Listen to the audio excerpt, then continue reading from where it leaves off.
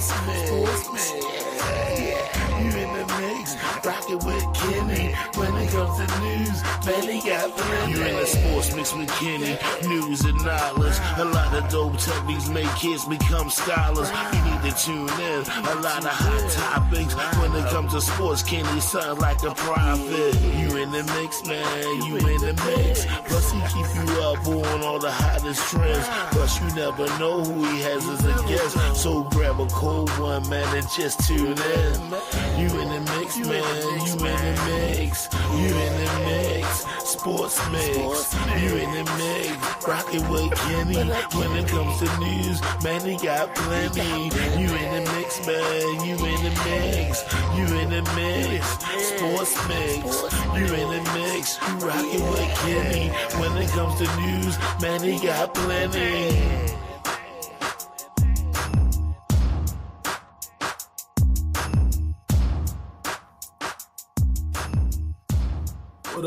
What up, y'all? It's the Sports Mix. Big Kenny checking in. Got my man Dean O. What's up, brother? Sir. Yes, sir. In the house. Man, the calendar don't stop. You know, the days keep clicking. Hours keep rolling by, minutes. Look up. Been doing this thing for 4 years. On the 23rd of October 2021 is when we started this journey, you know, the Sports Mix podcast. I ain't know what I was doing. Still don't know what I'm doing sometimes. But you know, I'm out here, man, just having fun talking sports. You know, get my guys come on with me, man. We chop it up. Tuesdays have been reserved for Ravens recap. Of course, we know it was a bye week, but that probably was a good thing. Yeah, I think so. Based on how the last few weeks have been going, you know, we probably needed a break. I agree. So, you know, we're talking little Ravens today. The NBA is tipping off. You know, I got to see a little bit of that. You know, before we started, I was watching OKC in Houston. You know, saw the ring ceremony, and you know the boys hoisted up the banner. OKC, the world champion from 2025. Yeah. You know, saying that they could run it back. I didn't realize it had been a different NBA champion in the last 5 years. Nobody has repeated.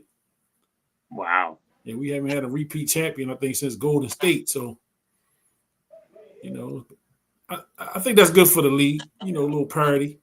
I think so. You know, I mean, we like dynasties, but, you know what I'm saying, you like a little parity too. Like to switch it up a little bit. So, they go to Oklahoma City, going to see if they can run it back this year. There's been some movement in the league. You know, KD is over there in Houston now. And that Houston team was pretty tough last year, young team. You know, so see if KD veteran experience can help out the young team. They was leading at the half. I had to walk away from the TV because I didn't want to be watching it, trying to talk sports, and y'all be watching me watch TV. That's probably how that'll go.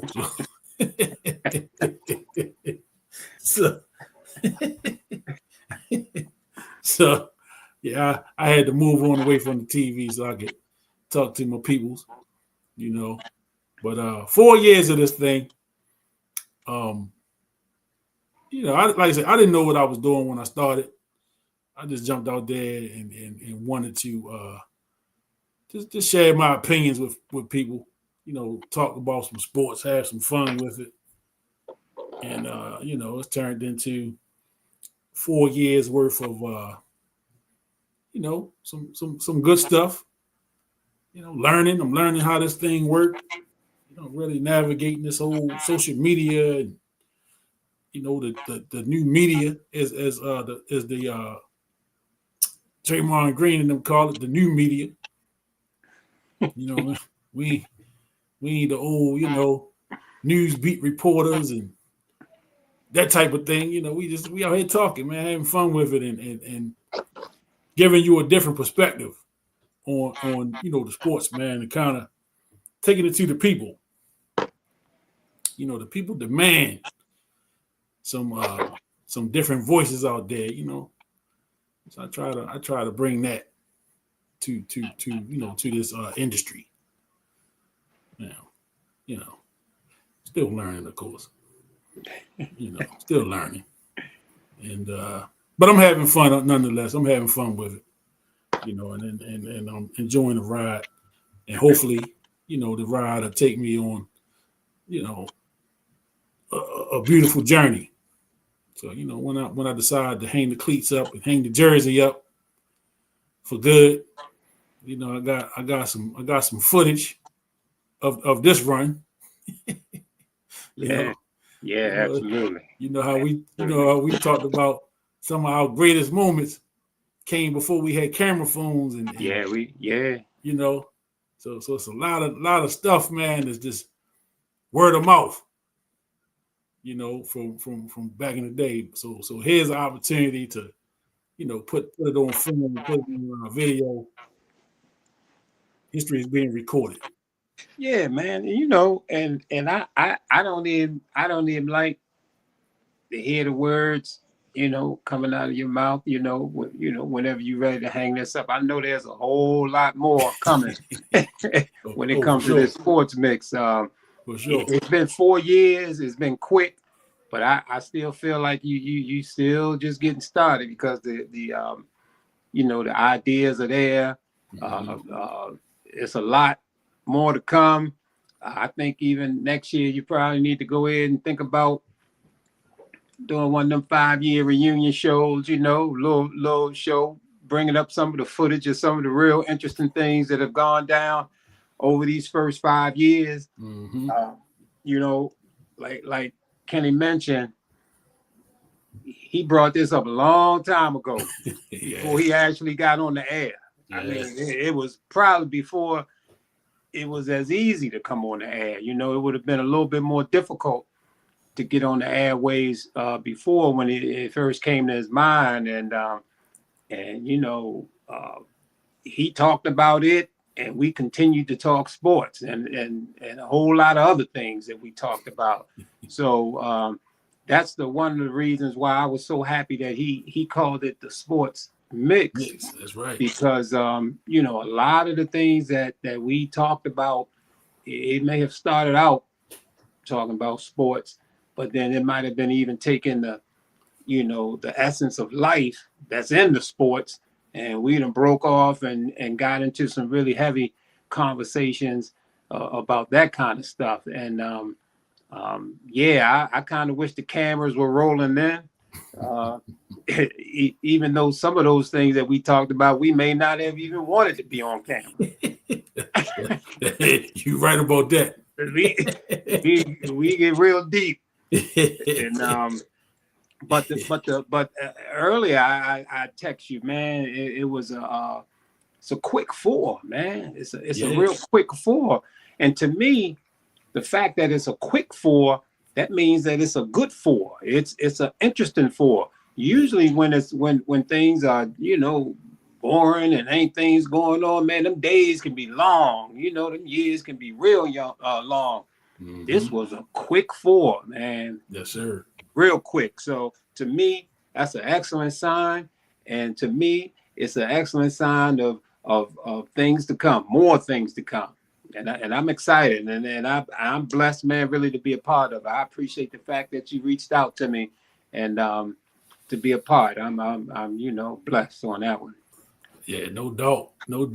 And I mean, you said it, man. Had we had recorders and on some of the sports talk shows we did without even knowing we was doing a sports talk show. Some of that stuff was classic. Absolutely. Some of that stuff was classic, man. I mean, you do something what they say, when you do something you love, it's not like work. It ain't like work. You know what I'm saying? And it definitely ain't like work. It definitely is not. It don't feel like I'm working. The hardest thing I got to do is set the camera up. Everything else, it just flow. Yeah. You know what I'm saying? You might have little technical difficulties here and there, but everything else, it just flows. You know what I'm saying? And make it work. Just go with it. You know, and you know, like I say, usually Tuesday we reserve for Ravens talk. But again, it's the sports mix. You know what I'm saying? And I named it that for a reason. You know, a lot of people at this stage in life, you know what I'm saying? You know how you have life, you go through stages, right? So in one stage of my life, the mix was real heavy. And what I do, you know, the mix part of it was real. You know what I'm saying? And over here in this corner, I'm looking at the reason why the mix was part of it. You know, them 1200s over there. You know, that's great say. Them Technique 1200s sitting over there collecting dust. Right. That's but right.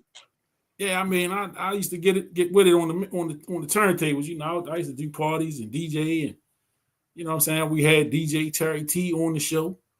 You know, I'm connected to a lot of the Baltimore guys that everybody grew up with, hanging out at the clubs and stuff. A lot of those DJs, man, I was real familiar with them. You know, either if it was buying records from them at the record stores or just, you know, being at the clubs. You know, I played at a couple of them spots.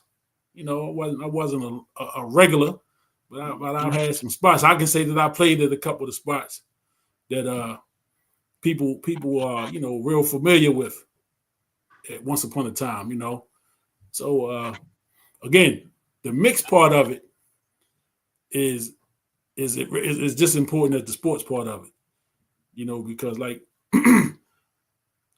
because it just broadens the scope of what I can do with it. You know what I'm saying? As far as having people come on, talk about different events, talk about different things they got going on, you know, and the mixed part of it is definitely going to be a big part of it moving forward. You know, being able to expand and talk to different people about some of the things they got going on and just some of their journey to where they've been at, where they've gotten to today. So, you know, we're going to talk sports for sure. We're going to mix it up. And even, you know, putting it out there, I got 367 days to plan it. Yeah. Next year, you know, for the 5-year, but, you know, probably take the 5-year on the road. You know, do the 5-year anniversary from somewhere, you know, where maybe I'll have some mixing going on. And you know, a little libation. You know what I mean? You know, just make it a little more festive. You know what I'm saying? And clearly, it definitely won't be on a weeknight. You know what I'm saying? You know, that'll be reserved for a Friday or Saturday. And you know, the popular thing now is the day party. You know what I'm saying? So we know people like to be home by 10, 11 o'clock at night now. You know, I ain't naming no names. Yeah. You know, once upon a time. No need to avoid. Right. You know what I mean? You know, once upon a time, you know, we was shutting the clubs down. Right. You know, I ain't doing that no more. You know, I'm not doing that no more. Them days are done. Yeah, you know? Absolutely. Hey, I'll show my face, but I gotta get up out of there. I ain't gonna do it. You know, 2, 1, 2. You know, great times though. No doubt. Yeah. Fond memories. Yeah. Thank you, God, for the ability to remember. Absolutely. Appreciate it. You know, and so, and you know with Kenny, you know, he got a lot of you know, Coach Kenny and DJ and you know, a lot of things that's part of him. You know, our connection really started through football. You know, we had both our kids. His 2 boys were playing. My 2 boys were playing, and you know, everything sort of jumped off from there. I mean, even standing on the side, chit chatting about things, and before being pulled in, you know, before being pulled in as coaches. Yeah.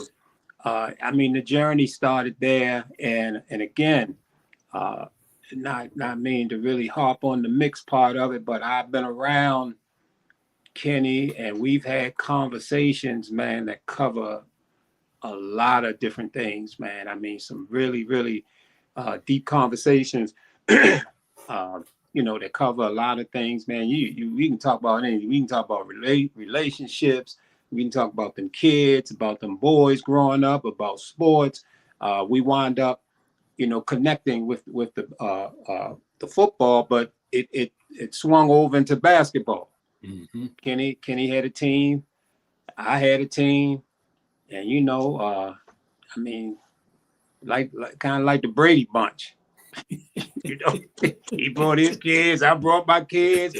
We brought them together and started coaching, you know, and put a team on that floor. And I mean, we've been pretty much flowing ever since. And and this thing here, again, I think 4 years going so fast, moving forward, the ideas are just plentiful, and this thing is really going to expand, and it's going to get into a lot of other things too. And you know, and even the circle that he traveled in, you know, from dealing with Kenny, I've been introduced to some dudes, man, that just that's real cerebral, you know, and they strong in their areas, man. You know, you see them come on, you see CB, Charles Brooks, Cheese, and Neil, and these guys, and Glenny, and these guys, man, are really, really strong, you know. So yeah, there's a lot more to come. Absolutely. And shout out to those guys, the round table, as I call them. You know, CB and Cheese, who were on the original broadcast, the very first broadcast. Me, Charles Brooks, and Cheese, Rob Gardner, man. We were the original, you know, the very first time I did it. You know what I'm saying? And again, I tell people, when people ask me about starting a podcast, I tell them that story. You know, my guy Cheese, who had podcasts previous, you know, before me, and I would come on, jump on his podcast, and you know, we had all talked about doing a sports podcast before with me, Cheese, and a couple other guys. And then, like I say, me and Dean talked about doing sports even before that, you know. So it's always something that I was trying to do. But you talk about something and you ask questions and, well, what are you using? What software are you using? You ask all those questions. So I went and I bought the software. You know, I bought the software, and my intention was to buy it and to just sit on it. You know, because that's how we do. We procrastinate. That's right. We procrastinators by nature. Exactly. So I bought it, and the mistake I made was I reached out to Cheese. I said, "Man, help me. I need you to help me set my software up, you know, so I can do the lives and all that stuff." So he said, "Yeah, I got you." You know, so he called me up, and I called him, whatever. And we on the phone, and he telling me, you know, walking me through setting up everything. He said, "All right, well, let's just go live." I was like, "Huh?" right now. Yeah. He said, "Yeah, let's just go live. Let's go live and see what happened." You know, and that's as easy as it. I mean, that's the simplest version of the story that I can give you. Is, you know, I reached out to. I probably hit you up that day, and I think you might have been busy. Yeah. You know what I'm saying? And I hit up a couple other people, and CB hit me back. He's like, "Yeah, I'll jump on." So me, Cheese, and CB went live. It didn't have an intro. We come on and we already talking. You know, we already into the flow. It's already rolling. And because I went back, the original show is on YouTube, and I think I titled it what you call the pilot episode. I think I titled it that. So if you go through the YouTube page and you scroll through, you'll see it. And when you come on, we already talking about whatever else we were talking. Matter of fact, I think we were talking about Kyrie Irving getting the COVID shot or not. Okay. Remember that was a Yeah. pretty Big deal. big deal back at that time, you know, Yeah. because he didn't get the shot, and he was talking about he had to do his research and, you know, all the stuff he was doing, and you know, Kevin Durant had signed over there. They were in New Jersey. I mean, not New Jersey, Brooklyn. Brooklyn. James Harden. James Harden, Kevin Durant signed to come play with Kyrie, and then he was sitting out, and so, you know, we were talking about that right away, and so, you know, we have had some very spirited discussions, and I think, man, you know, some of those episodes are timeless. Some of the subjects that we touched on, you know, I remember doing the Kaepernick episode. Oh yeah. You know, and when that was around the time when the Kaepernick the Netflix show, the Netflix series came out, and I thought it was a really good series, man. I thought that they kind of touched on his story, whether it was embellished or not. It gave you kind of the essence of who he was and why he became who he did. Yes. You know, and a lot of times, you know, people, man, like, you know, fans tend to hold people to the performance. You know what I'm saying? So if your performance isn't, you know, Tom Brady-esque or Joe Montana-esque, you know, they kind of look at you as a you shouldn't be really talking. You know, you really shouldn't have nothing to say. And I don't even think the fact that what Kaepernick, his performance really didn't have anything to do with what he was saying. What he was saying was pertinent. What he was saying was relevant, and what he was saying held a lot of weight. The problem people had was, number one, it was who he was. So to try to diminish what he was saying, you know, they would say, well, he's not even really that good. You know, he's not even that good of a quarterback, which, you know, it just has nothing to do with the argument. You know, and then they talk about how he was raised. Well, he was raised, you know, in, I'm not gonna say those folks were rich, but he didn't struggle. You know what I mean? He didn't struggle growing up. He grew up in a middle class family. A white family adopted him and took him in, and gave him the best life they knew how to give him. You know, they didn't, you know, really know how to help him to identify with his the black side of his family. You know, those roots, and something that he struggled with was even trying to figure out how to get to or how to express that, you know, living in this world that I'm living in. You know, so it took us back to his childhood, and it took us through some of the things he had to go through, which made it make even more sense why he took the stance that he took. You know, because a lot of times people say, well, you made it. You know, you are you know, you're a millionaire. You know, why are you talking about these issues? They don't even affect you. Well, why not? You know, why not talk about them? You know, and that's the problem. You know, a lot of times we see things that are issues and see things that are problems, and people won't speak up about them because we tie, you know, maybe our salaries to it. If I get too loud, man, hey, I might lose my job.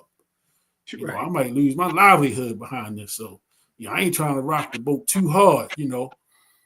And so I thought that episode was real powerful, you know, in the fact that we were able to, you know, really, you know, get into it about the effectiveness of what he was talking about. What's up, Neil?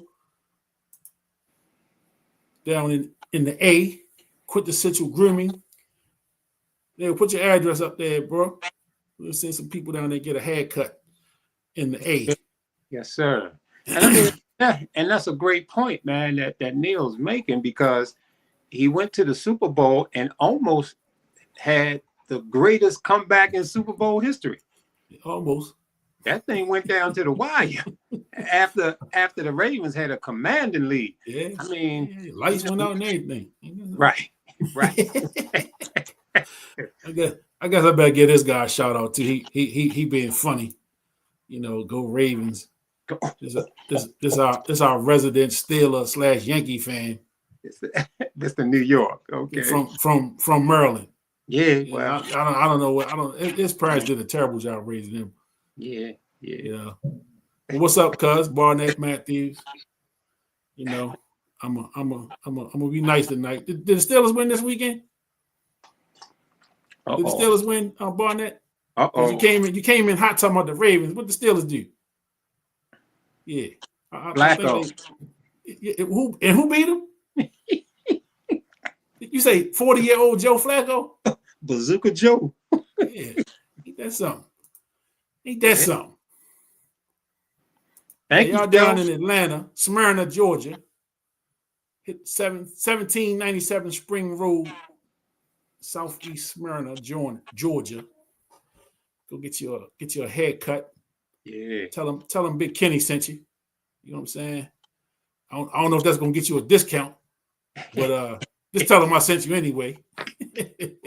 At least they know you watching the Sports Mix. Mm-hmm. But yeah, go check out my man down there in the A. Down there, keeping the brothers looking good down there. You know what I mean? Fresh. Yes. Fresh, man. My guy, you know what I'm saying? Had the I'm watching the progress from here. My man hung that sign up last week. That was a proud moment. You know what I'm saying? I'm proud of you, bro, for real, man. I like that name. I like that name. Quintessential. Yes. Grooming. Absolutely. You know what I'm saying? Quintessential. So if you're in the Atlanta area, check out my man Neil at Quintessential Grooming, 1797 Spring Road in Southeast Smyrna, Georgia. Go down there and get fresh. Tell him Kenny sent you. Big Kenny. Tell him Big Kenny sent you. You know what I mean? So coming to the stage is one of I was just talking about this guy, one of the original goddamn roundtable guests. My guy, my teammate from the Dodgers, the Ebonites Dodgers in Turner Station. He was the guy. They said, he's up. Everybody start running back. Cheese, what's up, homie? What's up, man? Can y'all hear me good? Yeah, yes, sir. What's up, bro? Yes, sir. Yeah. Loud and clear. How y'all doing, man?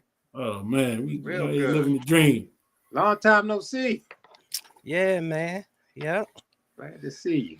Everything good with y'all? Oh, Yeah, man, I was just wondering, man, did you go underground based on the performance of the Orioles? I didn't know. I'm telling you, it was tough, man. It was tough. Last year you was all over the screen. I'm like, this year, man, where Cheese? What? Yeah. I was in exile for a minute. Yeah. And here come the comments. You already know who this is. Uh-oh. You might get them arrested. Right. Landon, what's up, my brother? Landon. Yes, That's sir. good, man. Maryville's finest. And that's right. Y'all classmates too, right? Yeah, man. Dean and Landon, classmates over there at Maryville, was over there raising hell on Hillen Road. Old Landon with that old sneaky talent, boy. Goddamn, I wasn't ready for him on that basketball court. I still ain't got over that one yet. I knew what he could do on the gridiron. Yeah, that was clear. Yeah, he came with some heat on that court, huh? Oh man, I was like, what? He probably could have been on. He probably could have played. He probably could have been on the team, man. From what I saw. Yeah. He could have been on that basketball team, and it was a talented basketball team. Yeah. So Cheese, man. This week is the 4-year anniversary of the original Sports Mix broadcast. which you was a part of. I just told the story a couple minutes ago about how you had a podcast going, and I used to come on your podcast, and we talk, and yours was a little broader. We would talk sports sometimes. We would talk politics and current events and all kind of stuff on your podcast. And how we had talked one time before about doing a sports podcast some years ago. It just never got it going. But you kept it going. You had your thing going, the Chilling with Cheese podcast, and you turned it into the Peaceful Disturbance. But how you motivated me to jump out there and do what I did. So I told the story about how I bought the software, and my intention was to buy it and just to have it. You know what I'm saying? I ain't I didn't have no date set when I was going to jump on the thing or nothing. I just said, hey, I'm gonna just do it. Right. And I asked you to help me set it up.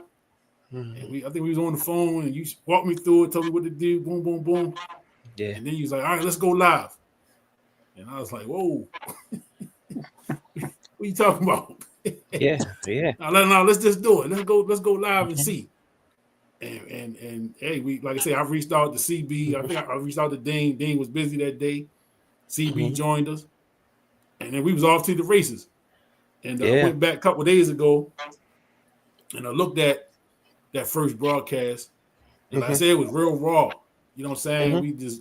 Basically, when you click on it now, we already talking. There was no intro, wasn't no leading up to it, or we gonna be talking about this. None of that. We was already in the flow. As soon as it was live, we was gone. But so again, you part of the original. Like I say, we lifelong friends. We grew right around the corner from each other. All that history, man. But what's just this? Some of your thoughts about the 4th year of the Sports Mix, and you being part of that. Well, like you said, we grew up. Well, all of us grew up in the same neighborhood. Families, friends know each other. So it was more like a brotherhood. So I wanted to express to you how every year, and I don't want to be too somber, we lose people who always have great ideas. And that was and I'm telling you, I'm getting old, because you can tell I'm getting old because I get emotional now. But I'm telling you, but it's like, you say, okay, I'm gonna do it. And then that's why that night I was like, nah, man, just go and do it. Because people will understand, the rawness, the beginning stages, but they also know the passion you and Dean and we all have for sports. So that was my main reason for saying, you know what, man, you only live once. Yep. And if you keep saying it, you don't do it, you might regret it one day and say, man, I should have, could have, would have. And, even today, man, you have people, and I see you got a lot more followers than you had when you first started. So that's a great thing, man. The only reason I have not been on, because, you guys know I've been going back to school. So that's kind of something that's kind of taking my focus. But trust me, when I can, even riding home, I'll check in for a minute. But no, it's great, man. Just keep it up. I enjoy the banter. That was the best. That's the best part. We got the fellas like we in the barbershop. So yeah. And that's really what it's about. You know what I'm saying? We talk. You don't have to agree on everything. Yeah. We all got different viewpoints, different. We see things in different ways. Right. And we can debate and disagree about it aggressively, but it ain't gonna turn into nothing more than a disagreement. You know what I'm saying? We'll be laughing about it tomorrow morning over at the track. Yeah. Hey, well, I got a question for you. Are you live on your Facebook? Because I didn't see it. I was trying to share it, but I couldn't share it. Yeah, it's live on there. It's live on Facebook, Instagram, and YouTube. Yeah, I was trying to share it, you know. Look on my personal page. Okay. It's on, yeah, I shared it in the group, but it's on my personal page. And I shared it out to the group. Yeah, I see it now. I got you, man. Yep, I got you. Yep. So you know, StreamYard has taken away the ability to share it directly to groups. So you got to share. That goes to show you how long I did it, right? Yeah, because you know, got to share it directly to your page, and then you got to share it out from there. You know, Tony O, appreciate you, my brother, man. This is another one of my guys. I'm another Mervo guy. You know, another Mervo guy. I think him and Glenny graduated together. If I ain't mistaken, him and Glenny graduated together in '87. Yeah. But Tony O, man, that's my guy from BCCC. You know, we did a little damage up there. You know, back in the early '90s. You know what I'm saying? A lot of posting up, if you will.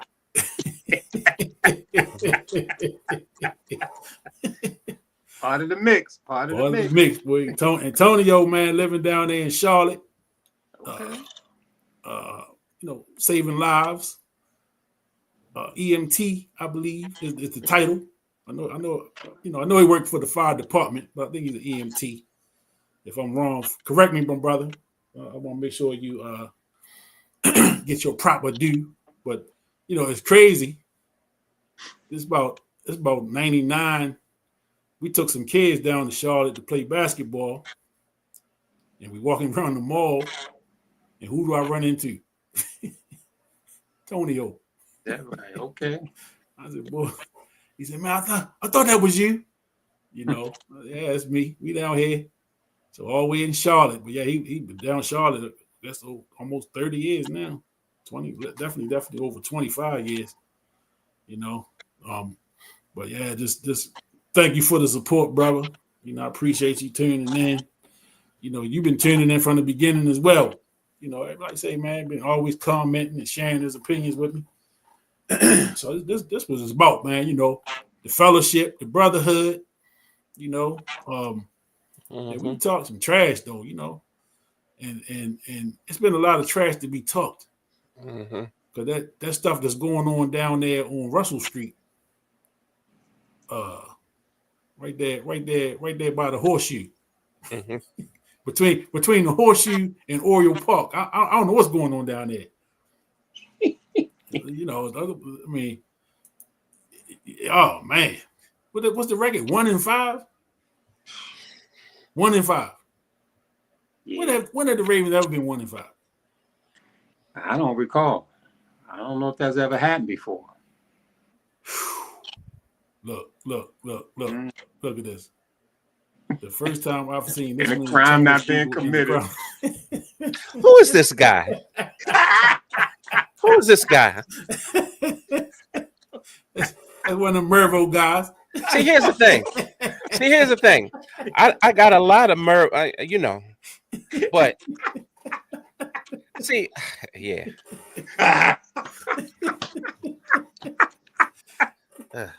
Jeez. This is all the time with this brother. It's all the time, Chief. All the time. And he's relentless. He don't stop. What time is this? Calling. He should have resident down at the Baltimore Comedy Club. How many times has he been on the show? He came up one time with us. Oh, okay. But he's in the comments every week. Well, that's a good thing. That's a good thing. Yeah. So he's somewhere right now with his feet up, thinking about the next joke. And he probably typing it as we speak. That's my guy Landon, man. We used to work together. And it's crazy, man. We worked together for a real brief time. But we just locked in. You know what I'm saying? We locked in, man. And we've been you would think we worked together for 20 years. That's good, man. I mean, we might have worked together less than a year. You know, but yeah, we've been locked in ever since, man. Just a good dude, man. We done hung out a couple of times, and my guy forever. That's good, man. In spite of the fact that you know he has some shortcomings that I won't discuss here on live, but that's my guy. My God. It's funny how people can come into your life for a season and it seems like a lifetime. Yeah. Mhm. Yeah. Mhm. You know, so I appreciate that though, you know. Yeah, that's So, it. you know, Mhm. people don't know.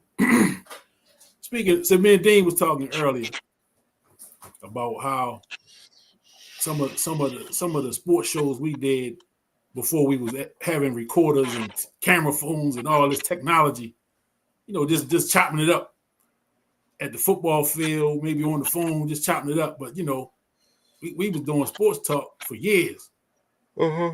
So again, imagine if there was the technology we have today with some of your exploits on the baseball field, Chief. Oh my goodness. Let me tell you something. Here's the thing. I'm still petitioning for my trophy. I mean, for my statue down in Fleming. I'm still petitioning. Is anybody So- listening? Yeah, and see, here's the thing, and I put this in the Turner Station group. This is not coming from me. This is coming from Mr. Smitty. Uh-oh. When Mr. Smitty proclaimed me the best little leaguer he's ever seen. I didn't make this up. He said this. I'm not making this up. What year If he didn't was say that, it- Cheese? Yeah, he said it. So What year was that? this was 1982. We were at St. Matthew's in United Methodist Church, and he had all the All-Stars there. And so this is a 4-year reign of terror. I was one of them too. Yeah, So just so y'all know. yeah, in front of the church. I'm kidding. Dean, this is the truth. He says, this guy, this young man is the best baseball player, young kid I've ever seen. He said this. I didn't say it. I didn't say it. So if y'all feel like y'all want to talk smack to Mr. Smitty up in heaven, you could do that. But I'm not going to go for it. This is what he said to me. We're going to have to work on that statue, man. Yeah, I think, yeah. So I'm just trying to figure out what pose I want to use. But that's, you know, so.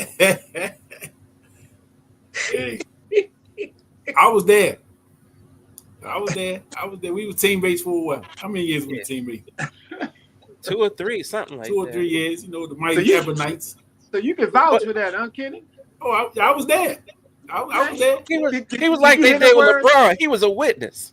You hear the words come out of his mouth, Hey, out of Mr. Smitty's mouth. Well, I don't know. I didn't hear that, Yeah. but I witnessed the exploits. Okay. I witnessed it. You know, Cheese was a pitcher, Yeah. first baseman. So from 10 to 14, yeah. He was a beast. When he Yeah. pitched, I played first base. Yep, that's right. You That's know, right. When right. when he moved on, I became the first baseman. You know? I think they should put the statue down to Pavilion. That's what Because if you go down past there in the water, it's probably some of my balls that I hit down there. So it's a true story. It's a true story. All the old heads, you can ask Lachelle, you can ask Pi, Lachelle's father, you can ask all of them. Lomax, you can ask all of them. It's a true story. Yeah. Yeah, I might have, digress, though. we might have to get Mr. Smitty statue up first. You That's next. true, man. You know what? I bow down to that, D. I bow down to that. That's right. Hey, but it's gonna be like spades. I'm a possible too. I'm a strong possible. That's what I'm talking about. Yeah, I had a front row seat. You know, I had a front row seat, man. Miss Kelly, long time no see. How you been? Thank you for tuning What's up, in. Kelly? We can comment on here. I had a front row seat. You know, I had a front row seat to that. So yeah, you was talking about the Ravens, Kenny, and you were saying, you know, That is hard to watch. yeah. That they almost had me jumping off cruise ships. And You do know, you guys think there's any hope in making the playoffs? I do. as long as you know, health wise, if they come back, Yeah. if the guys come back healthy, you Yeah. know, that's a big part of the why the season is going the way it's going anyway. It's just they're not healthy, Yeah. you know. And you know, I know the trolls are gonna be watching and Hmm. hey, y'all come with the excuses. But it's real life. This is just what it is. You know, you can't win Yeah. with the injuries that they have, Yeah. especially with number 8. You know, Hmm. when Lamar is not in the lineup, your Hmm. chances of winning go down tremendously. And you can tell right away because the offensive production, have they scored 8 touchdowns? They scored 1 touchdown since he's been gone, right? Hmm. Something like that. It's been bad offensively. It's been bad. So they haven't been putting up points. When he was when he was playing, they were putting up 28 points a game, 27, 28 points a game. You know, in the last few weeks, I mean, they've been lucky to get past 10. Hmm. You know, so it's just been bad. And you know, you can't. I don't make excuses. You Hmm. know, everybody know me. Know I'm a Ravens fan. That's my team. All that, and I ride with them. But yo, it is what it is. They're not playing good football. You know, even when Lamar was there, there were some holes. You know, the offensive line didn't look good. The defensive line not getting pressure on the quarterbacks, which leaves everybody else exposed. Like I was talking to somebody Sunday, and they were talking about, you know, how my goodness, what is my man, the linebacker that's hurt, number 0, Roquan. Roquan Smith, and he's talking about how, you know, well he not doing this or that. I said you got to remember, you know, a linebacker's job is a whole lot easier when they got them big guys keeping people off up front. You know, and when you look at these games and you seeing the offensive lineman putting hands on him, that's bad. That's bad. That's bad. You don't want your off defensive lineman to occupy them offensive linemen so that your linebackers can make plays. You know, when you look in the offensive line for these other teams, I mean, yeah, offensive line of the other team, they 5-6 yards down the field on running plays. That is not good.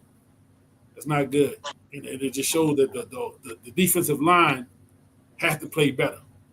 You know, you got to get better play from your defensive line. I know having Matabika out for the season is a huge hole.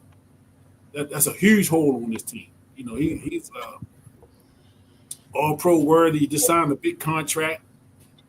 You know, and they count on him. I think he had like 10 sacks last year, didn't he? Yeah. Matabika. So his production is gone for the year. Yeah. You know, how do you replace that? You know, and that's these are some of the things. You know, it's just, you know, we live by that next man up mentality. Yeah. And I've said it for the last couple of weeks here. It's hard to just have that mentality when the next man up, talent wise, is not matching up with the guy he's replacing. Hmm. You know what I mean? Or not even close. You know what I'm saying? So yeah, he's the next man up, but where's the production? Hmm. You know what I'm saying? Is the production, is the drop off in production here or here? You know what I'm saying? And it looked like it's up here with 2 hands and reaching. You know what I'm saying? It just don't look good right now. And again, I hopefully with this bye week that they're able to get some guys back healthy for this Sunday. Um, I know Lamar didn't practice today. Hmm. I heard he's kind of getting close, but I don't know.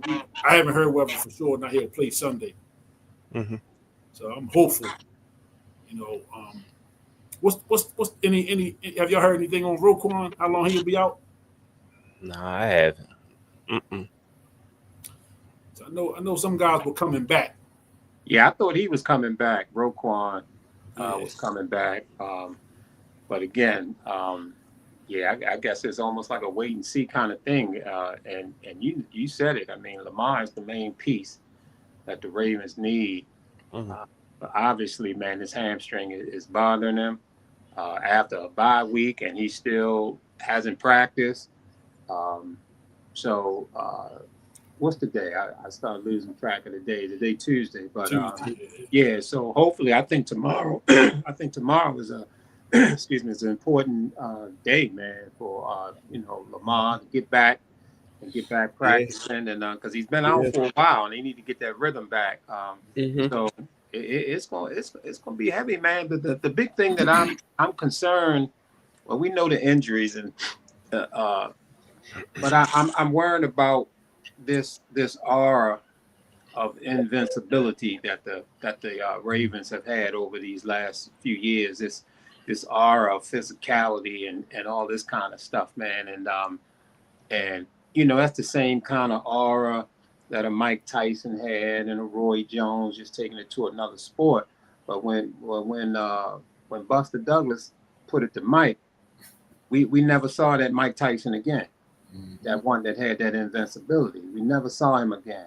When Roy Jones got knocked out by what's his name, we never saw that Roy Jones again. And I'm just hoping that this aura of physicality that the Ravens have labeled on them really since the Ray Lewis and Terrell Suggs and Ed Reed days. I don't really think they're physical, man. I'm looking at the team, and you see, they bring the boy Starks in, starting at safety, man. I haven't really seen him make any plays. He's not a physical ball player. You got Wiggins out there. Wiggins looked like he weighed 170 pounds, soaking wet, out there on one corner. Yeah. You look at Mike Green. They talk about him, man, and he just looked so tiny, man, trying to get around the big offensive linemen. And so and then you throw another rookie in there, Buchanan, and have him on the defense. I don't know, man. You talked about Matabike gone. I mean, it's a I don't know, man. I'm just hoping that the way Detroit beat us 38-30, but that was the most dominating 38-30 game I've ever seen in my life. I mean, they had 2 90-yard drives on the Ravens. Yeah. Basically running the ball all the way down the field. I mean, just and some of these butt whippings they got, it was before all the injuries. Yeah. I don't want people to forget that. Yeah. So that's the thing that I'm worried about, because the Ravens are one of the most watched teams in football over the last 8 years, obviously because of number 8. They're on all these nationally televised games. People are seeing them. People see them all the time. And I'm just hoping, man, that coming from this bye, they can get it together and get this thing on the right track. And I have not given up hope as far as making the playoffs. But I do worry about that Roy Jones, Mike Tyson thing. Yeah. I worry about that. Yeah. I think that's with that is a little different, because you get a good mojo in football, and you get a rhythm, and you get a some players back. And I hope people realize now the importance of Lamar Jackson. He is just I equate him to Magic Johnson, in a sense where when Magic was out of the lineup, the Lakers were a different team. Even though they had Cooper and they had, backup point guards, it was just a different team.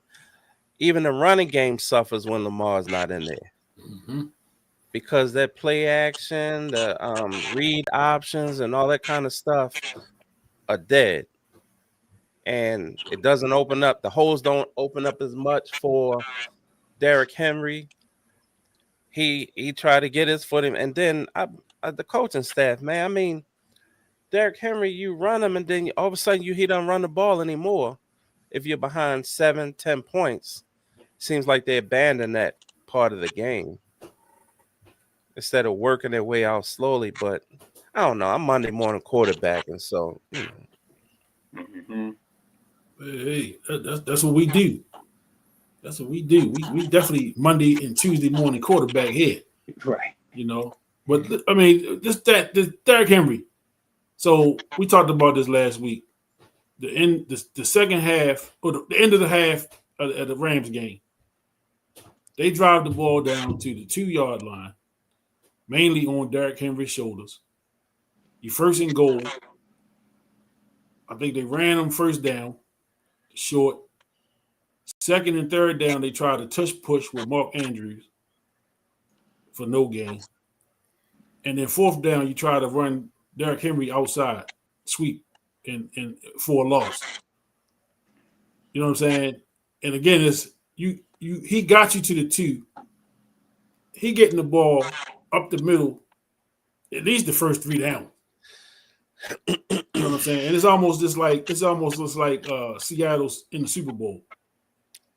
You know, when Marshawn Lynch gets you to the goal line, and now you want to get cute and throw a little pass, and it's intercepted, and the game is over. You know, with the opportunity to win the Super Bowl. You know, sometimes, man, we get away, we go away from the stuff. You get a little too cute. You know, and I like Mark Andrews, but we don't pay him money to get short yardage. Yeah, we that pay him was money to catch the football. And you ran the play twice. You ran it 2 times in a row. I just didn't understand that. Yeah. And you know, and I'm on a cruise ship, surrounded by beautiful blue water, and I might as well have been cruising down the Patapsco looking at Sparrows Point and all that mucky water with all that crap I was watching. Man, I was like, "Are you serious? Are you serious right now?" Man, I was totally disappointed. I had to leave. I had to leave the little sports bar area. After that, I didn't even want to see no more. Yeah. So this is ridiculous, you know. But hey, I'm not the coach, you know, and you know he that head coach of the Ravens, John Harbaugh, has been a topic of discussion for as long as we've been doing the podcast.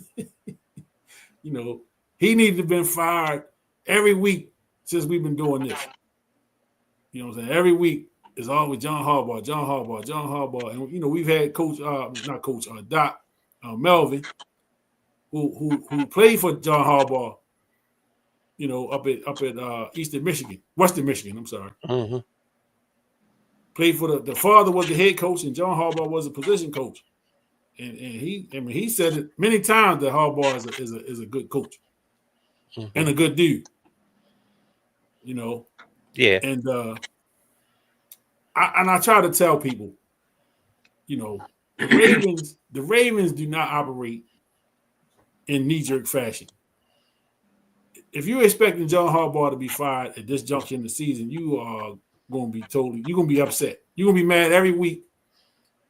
The only way I see them firing him in season is if we get to week 12, 13, 14, and they are totally out of it. There's no way that they're going to get in the playoffs.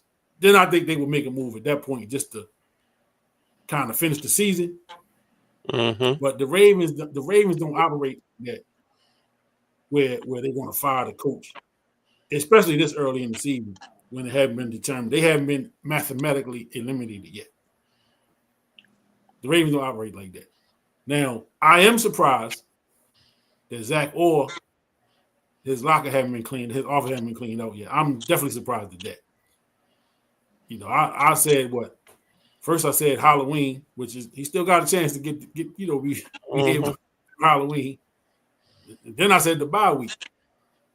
And when I was on the ship after they lost to Houston, after that beat down, I said his locker room, his office should be cleaned out tonight.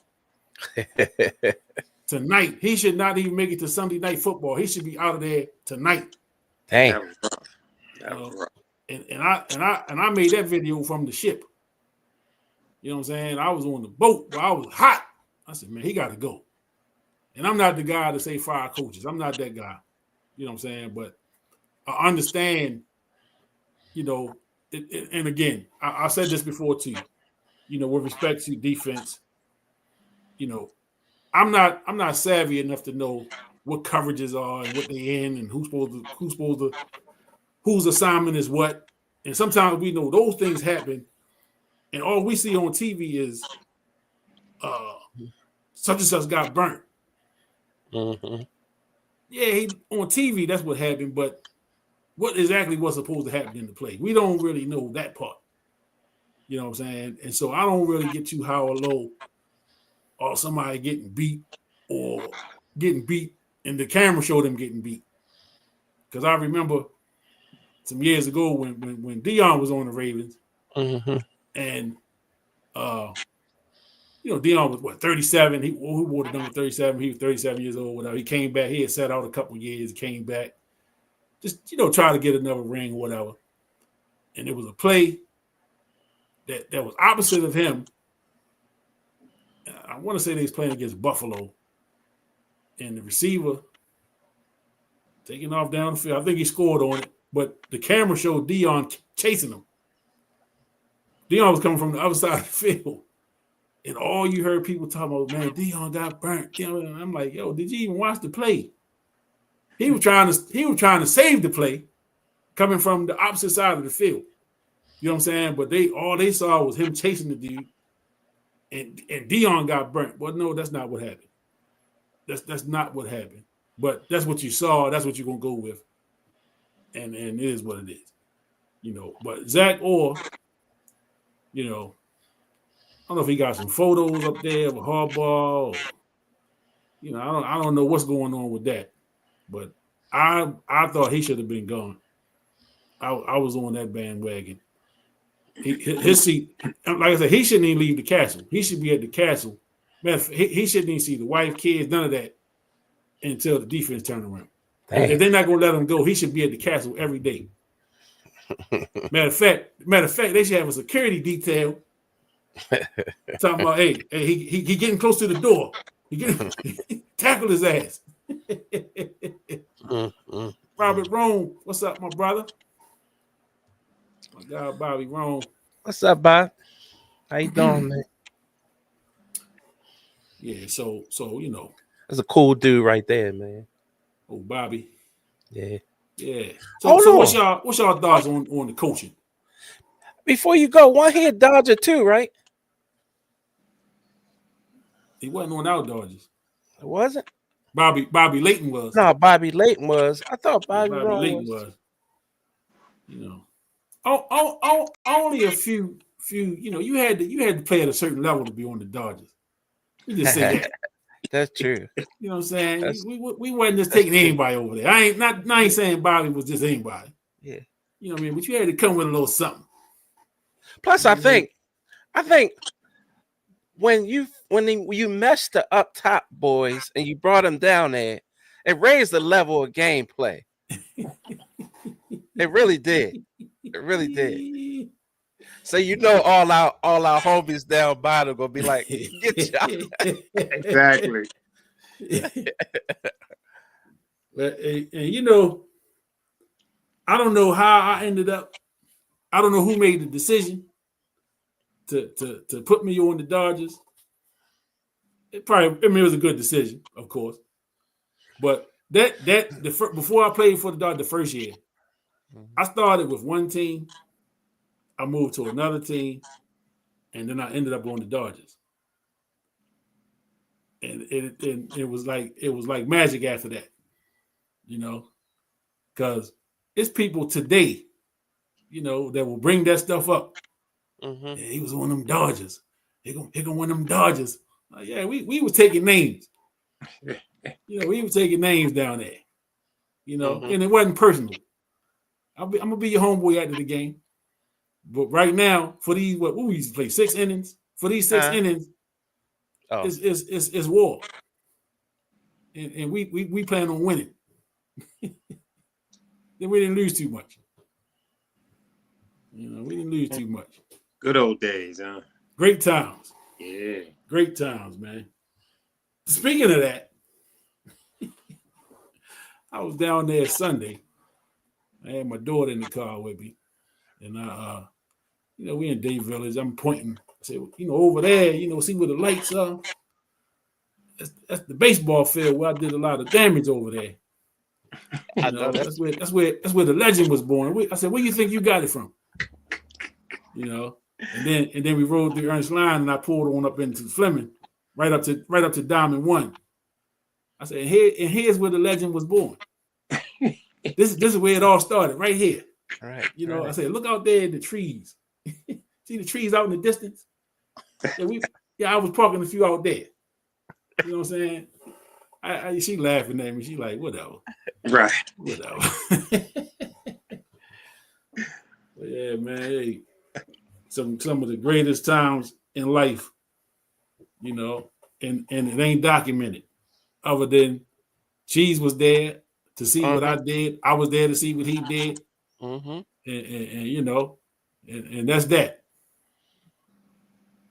They say call us liars because we probably beat y'all. Who was that? Whoever. Oh, you know how people be. Man, y'all wasn't all that. Whatever, because we probably beat y'all. You know how it is. Sore losers. Hey. Goodness gracious. Yeah. But y'all, you know, Ravens off this week.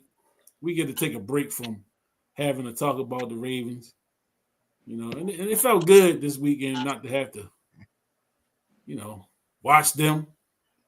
Especially after the last one. You know, when they lose a game, you watch the next one, feel like, boy, they will never win another game the rest of the year. It's just gonna get from bad to worse. You know, so we had a week off. We didn't have to do any of that. I spent some time with my kids this weekend. You know, we went out to eat, and the restaurants were full.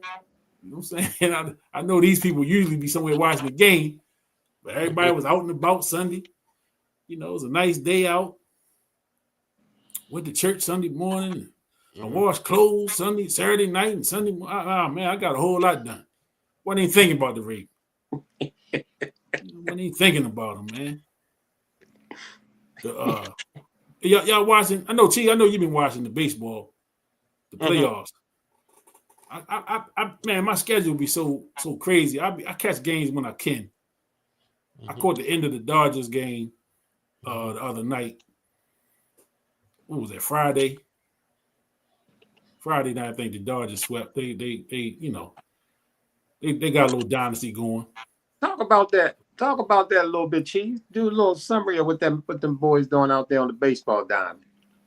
Oh man, well, it's crazy because number one, let me start with Toronto. And obviously it came out of American League East, and you know we all wanted the Orioles to win. I was actually surprised that they held on.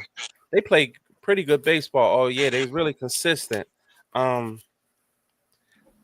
far as Vlad Guerrero Jr., George Springer came back. He didn't have a good year last year. He came back, had a really good year this year.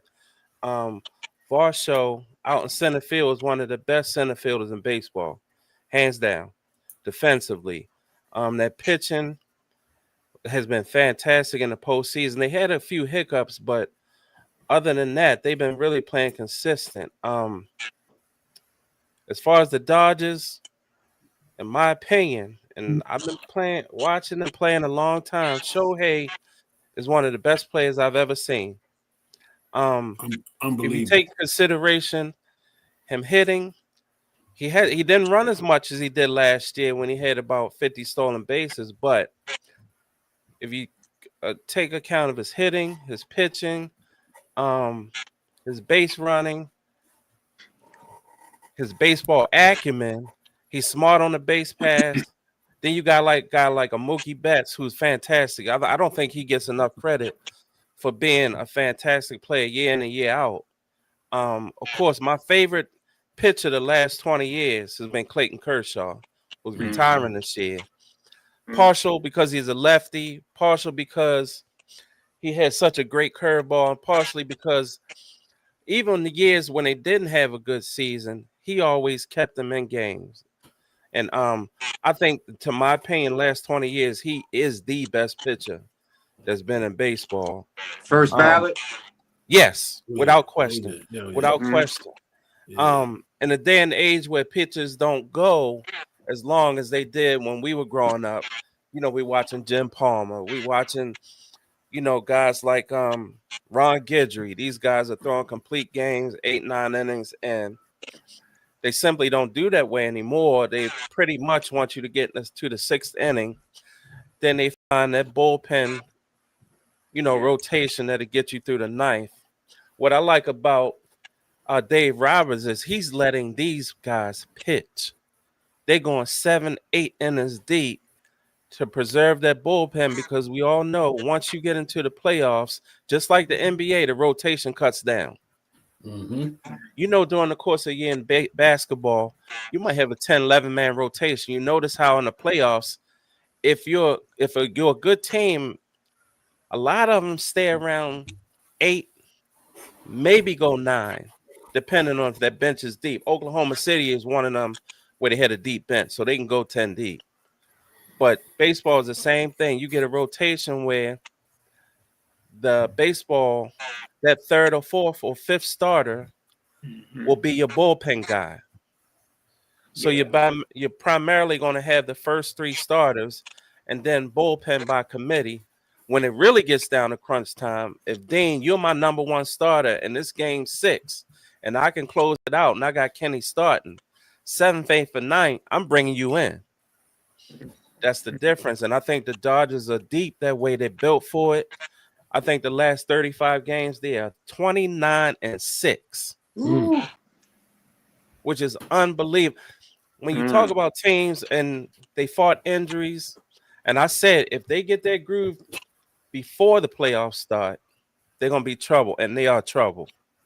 They're Tony, Snell, all the guys, they got the moms. Snell. People don't realize Snell, you know, a couple years ago, he was the head of Seattle's starting rotation. And that's another one. See, you, Shohei, Snell, Glasnow are going to be the first 3. Yeah. You're going to have Clayton Kershaw coming out the bullpen. Unreal. So, but you know, I get excited for baseball. So it should be a good World Series. I'm looking forward to my Orioles. So you got to pick. You got to pick on that World Series. Yeah, I got Dodgers in 5 or 6. Because baseball is different from any other sport, because us guys can go out there tomorrow and we can win 10-0. Next game we can lose 3-2. And that's just how baseball is. You got to bring it every night. So yeah, it's gonna be good, man. I'm looking forward to it. And, so yeah, we'll see.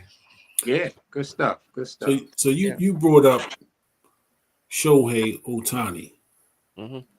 You know, and I've seen people, you know, in the moment, he's the greatest player we've ever seen. Mm-hmm. And that's hefty. That's hefty to put on him, but he's still writing the story. So I don't want to put that on him just yet. But he is clearly one of the best baseball players I've seen. Mm-hmm. You know, just from a pure talent standpoint, man, he's one of the best that I've ever seen. You know, and I just like to say this on the record. While he's great, the real MVP is that translator that took that charge a couple of years ago. Yeah. Hey, he's the real MVP, you know, because he said, hey, you know, you gonna have to take this one, buddy. Yeah. You gonna have to sit on this one. But it's that spark, though, Kenny. I got some things to do. Yeah, man. But you know, they cater to their culture, to their fan base out in LA, in my opinion, more than any other team. Mm-hmm. Because when I say that, you have a large Hispanic population, but you also have a large, huge Asian population. Mm-hmm. And what they try to do is they cater to their base and make it seem like it's more of a world sport. Baseball is a world sport anyway, but they really encompass a lot of things that make you say, man, I want to go to the game. You might have an Asian kid and a black kid from Compton. Man, we're going to the game. We get to see Mookie Betts and Ohtani. I mean, I really think they do a good job in promoting the game. People don't realize Mookie Betts does that quite a bit in different urban cities. He kind of helps with baseball and promotion of the game, which I think, and I wrote a paper on this last semester, how we have to, if we are able to get kids more involved in baseball. It's a beautiful sport, and as I said before, it teaches teamwork, it teaches patience, it teaches responsibility, it teaches focus, because you can't play baseball and not be focused. It's no way it's gonna happen. And then it's a good way to get a scholarship. It's a good way to get yourself a great education. So I don't want to jump on that soapbox too much, but it's some things that, in our Black community, which we, I wish we would capitalize on as far as I don't I don't know if we have properly replaced the Mr. Smitties.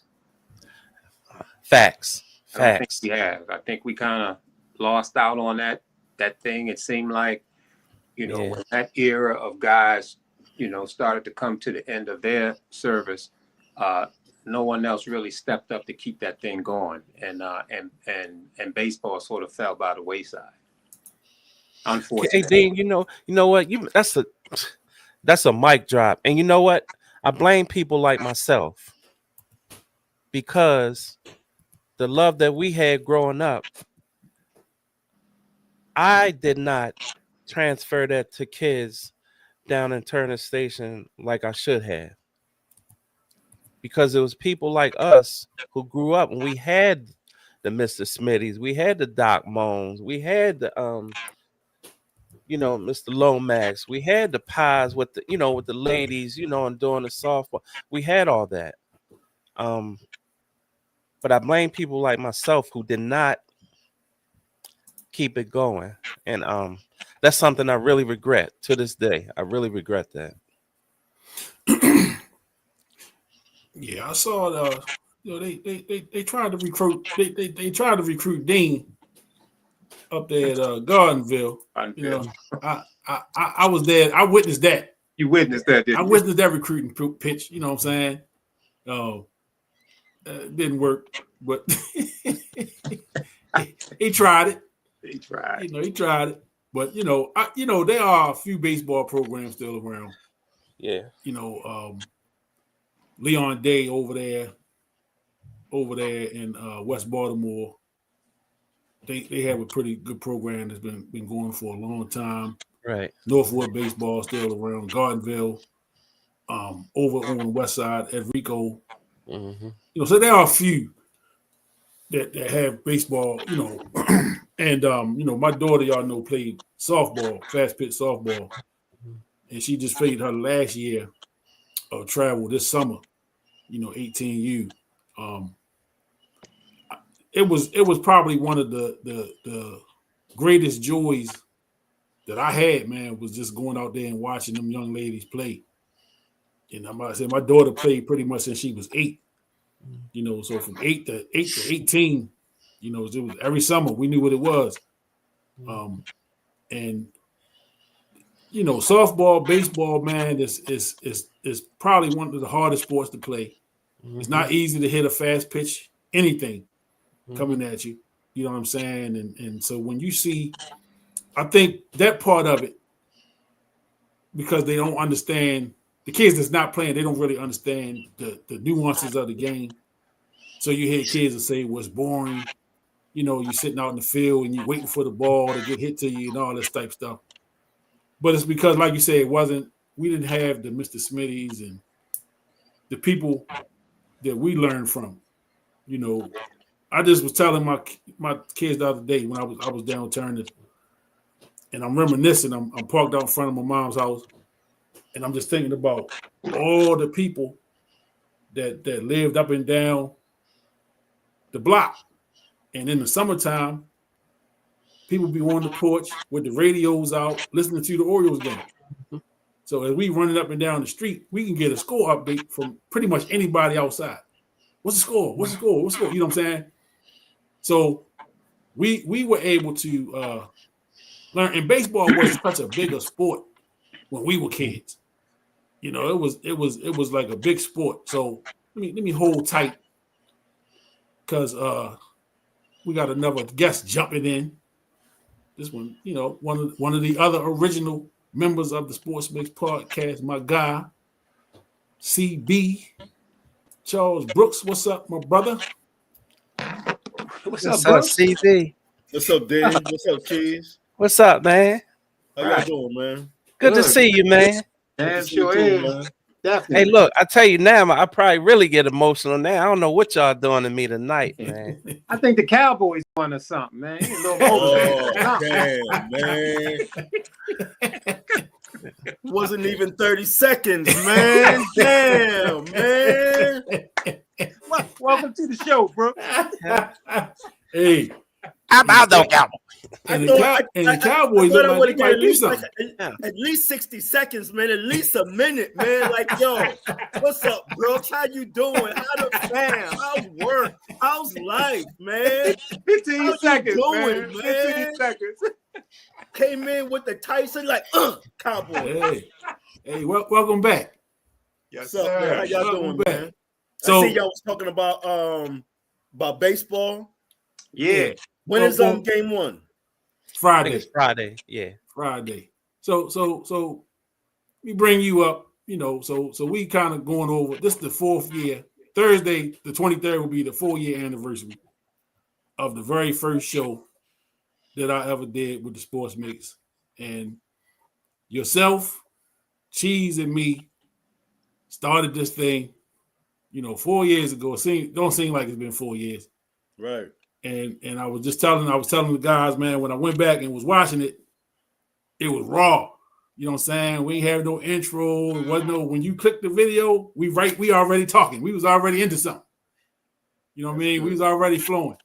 Yeah. And you know, we had some great spirited debates. You know, Neil checked in a little earlier from Atlanta. Mm-hmm. You know, some of them debates we would have on them Friday nights, man, when we was doing this thing. And CB had some of the most classic moments on the show. CB had some of the most classic moments. That is true. You know what I'm saying?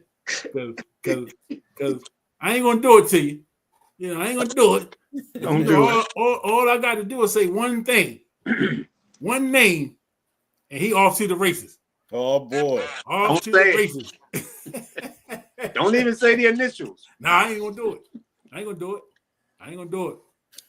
But so CB, man, just kind of give me some of your reflection on you know, the Sports Mix. You know, like I said, you was part of the beginning of it, and you know, again, me and CB met. We didn't grow up together. You know what I'm saying? We met, I guess, about 10 years ago. Yep. And I went, and CB was running the program over at Friendship. I came in probably about halfway through the school year to work with him. Yep. On the staff, on his staff there. Yep. And I'm telling you, I'm gonna be honest, and I've said this before. When I came there, I wasn't looking to make friends with nobody. I was coming there to get money. I was coming to get some money and go home. Yep. And you know, man, we just start having little conversations, man. Just little small conversations, nothing heavy. Mm-hmm. And then it just turned into, man, yo, Brooks is all right. You know what I'm saying? Mm-hmm. And then we hanging out on Fridays after work. Mm-hmm. Mm-hmm. And here we are.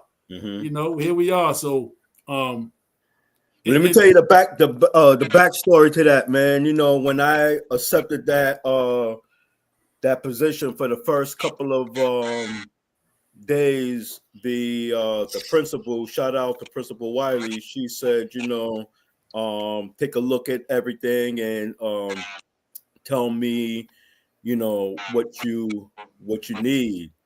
And shit, man, after the first day, and I've said this before, you know, no disrespect to the ladies and the sisters who worked on the program, but you know, we were dealing with young men, and so I needed men on my staff. So that's the thing that I said, you know, I told the principal, no disrespect to the ladies, but you know, we are dealing with in a high school environment, we're dealing with young men, you know, and these particular young men, you know, they're here for a reason, you know, and so these are the ones that can get particularly like physical within like the classroom, you know.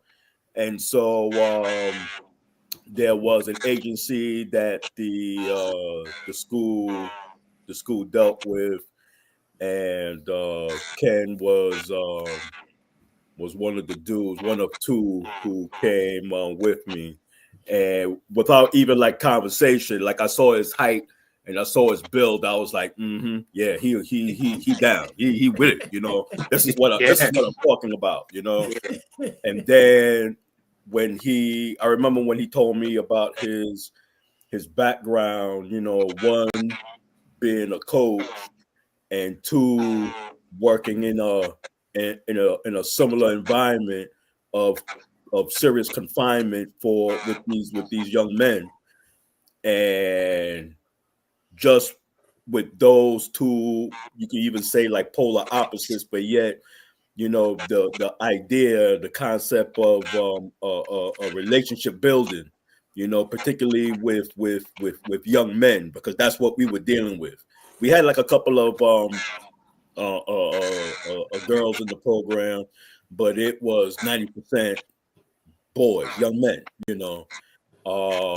And then just in talking to Ken, you know, it was just I just felt the energy. You know, he wanted to be there. You know, I didn't realize it was just for, you know, most of us, you know, we want to work because we got to pay BGE. You know, we got that thing called, what's that thing? Oh, bills. We got bills we got to pay. You know, but yeah, you know, we developed a relationship because for me, I had a deep respect for the work that he had already done, and I was impressed by that. You know, coaching basketball is about building relationships. You know, when you are in these confined settings that the state wants to put you in, when you commit a crime, those type of settings, and again, of course, there's the rules and such, but it's still, you know, trying to build with these young men, you know. So yeah, so that's how, you know, and you know, we you know, in talking and conversing, you know, we would go out and such, you know, and so yeah, you know, it was all good, and then, you know, here we are 10 years later, and what I remember about, because when it came to like the sports mix, it was something that Ken was talking about for some time before the actual premiere, you know. So, you know, and I remember Cheese in particular was I think he was like the bigger push, you know, but it was up to Ken to get it done. And I think between Cheese and Ken, it was like, man, let's just do the shit right now, you know, and that's what it was. And I think like during that time, the world was changing, man. You know, we was like a year into COVID, you know, into the pandemic, you know. So, you know, folks was online all the time, right? Yeah. And so that helped in terms of being able to have that, to have the sports mix and to have the time to devote to the podcast and to have those discussions, you know, particularly around sports, man. You know, I remember a debate that we had, a discussion we had on about the ACC, talking about like college ball, and the Big East versus ACC, you know, and you know, Ken had Big Don like right in the sleeve, man. He just let everybody see that shit, man. You know, just like, You know, look, you don't see like the Georgetown blue and gray, man. You don't see John right here, man. You don't see him right here, you know. So we kind of knew how he rolled even from those early days, you know, in terms of any type of debate. John can do no wrong, you know. Like, Right. This is John right here. I'm surprised he ain't had that towel over his shoulder. right, man. Hey, look, hold on, I'll be right back.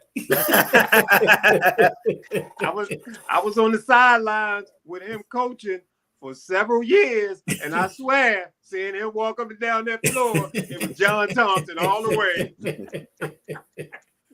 Hey, it's one of my biggest inspirations. You know, Big John, man. Like I tell people, man, I became a Georgetown fan, not knowing anything about him, watching the '82 championship game. I was like 9, I was like 10 years old, and I just remember watching Patrick block them shots in the beginning of that game. You got a black coach over there. The team is all brothers. For my little 10-year-old mind, it mesmerized me. I didn't understand the significance of Big John being, you know, the black coach and them being in the championship game at 10 years old. I didn't even understand any of that. You know, I was hooked.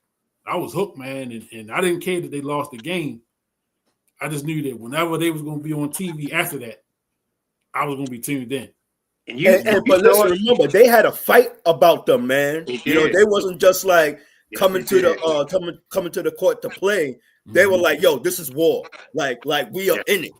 Yes, sir. You know, and just to see like brothers like together and like coming on the court and just like, you know, supporting one another like that, you know, was something to see young, you know, coming up, because they were a feisty, intimidating, man. Intimidating.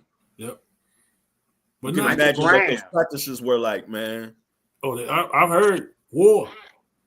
War. You know what I mean? You know, I had Reggie on the show. Yeah. You know, my favorite Hoya. Yes. My today still. He's still my favorite Hoya. Absolutely. You know, and he was a guest on the show, man. That was one of my biggest moments. And the show was relatively new. You know what I'm saying? I'm new to all of that. You know what I'm saying? But you know, to have Reggie on and you know, one of my heroes coming up, you know, and you know, another inspiration for doing the show, talking about Georgetown, was the years that I listened to Big John on the radio. And his radio show, to me, was the best show on radio. Because, I mean, Big John was intelligent. You know, he was more than a basketball coach. He was very intelligent, man, very well spoken. You know, but he was down to earth at the same time. You know what I'm saying? And then as I was learning the landscape of sports talk radio at that time, when I was in the car, I was in vehicles all the time working. So I'm, you know, learning about sports talk radio, and I'm finding these different shows on the radio and stuff. And I realized, you know, his reputation carried a lot of weight because of who he was and what he accomplished. So he was able to get guests on his show that a lot of these other ones couldn't get. You know what I'm saying? Like, he had Michael Jordan on the radio. And Michael don't do interviews with nobody. Right. You know what I'm saying? He had him on there once, but he got him on there. Yeah. You know, he was able to get Allen Iverson and Dikembe Mutombo the year they were in the finals against the Lakers. They were on the bus leaving the arena from practice. And he was interviewing Allen Iverson, and they say, "Oh, here go Mutombo." Hand the phone to Mutombo. So you got that kind of stuff with Big John. You know what I'm saying? And they his boys, of course, to Georgetown, you know. And he called him, you know, Mutombo get on the phone. He don't call him Dikembe. He said, African. You know, he call the boy African. Yeah. Go, coach, you know. Yo, so you getting that behind the scenes stuff. You know, they did a show one time over at Georgetown during the summer, right? So, you know, that's one of the spots where the pros, all them guys come back, they just go to hoop. So they set up in the wherever they were set up. And he talking about, you know, dudes that's out there hooping. You know what I'm saying? It's like a who's who of who was in the NBA at that time. Even a couple of retired players. I think Patrick Ewing was out there hooping. He was retired at that point. He was coaching, but he was out there. You know, Randy Moss was out there. You know what I'm saying? Like Randy Moss, and they asking him, "Well, coach, what you think about Moss?" You know, because he played high school basketball with Jason Wade. Yep. And Moss always said he thought he could have been a basketball player too. Yeah. And Big John said, I mean, he got some stuff. You know, he got some game to him. I ain't gonna say he could have been a pro ball player based off what I'm saying now. But you know, he said, yeah, he got some game. You know, he was all right. But it was listening to Big John on the radio. You know, he was an inspiration to me from a coaching standpoint and from doing this. You know what I'm saying? Doing this type of thing, man. And you know, I'm not as intelligent as Big John, and I'm not as well spoken as him, you know, and I don't try to be. I'm gonna do it my way. I'm gonna do what Big Kenny do. But yo, the main thing, I just want to have fun with it. You know what I'm saying? And like I say, I've had sports talk shows with each and every one of you guys, with nobody filming it, and nobody heard the conversation but us. You know what I'm saying? So I knew, you know, when I did do something, when I did have a platform, you know, I already knew who was coming on. Y'all didn't know, you know what I'm saying? But I already had in mind who was coming and who I was going to ask to come on, you know. And the one thing that I just like to, you know, I like the energy. You know what I'm saying? And like say y'all three, excuse me, was part of the original crew. You know, when we was out there, we was doing every Friday at one time. Yeah. And man, people was looking forward to every Friday. Like you said, it was like pandemic time. Most people was in the house anyway. Right. You know, they were looking for something to do. Right. You know, so they was tuned into us, laughing, joking, right along with us. Yeah. You know, and again, it just 4 years have gotten past so quick. Just never imagined, you know, the growth that the podcast have had in the 4 years. You know, it's a lot more growth to go.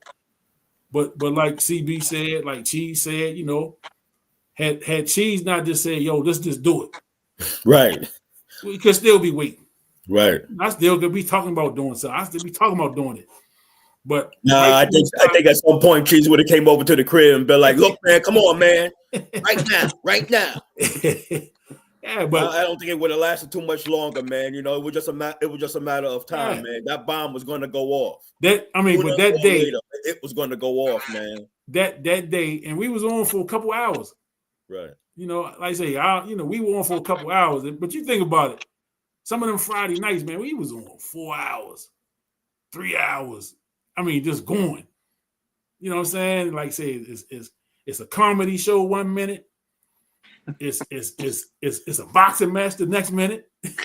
You know what I'm saying? It's we talking real stuff, you know, and again, we all got the love for sports. Uncle Dave, appreciate you. Dave Jones from TS, neighbor, my homeboy Kev G, uncle. Appreciate you, uncle.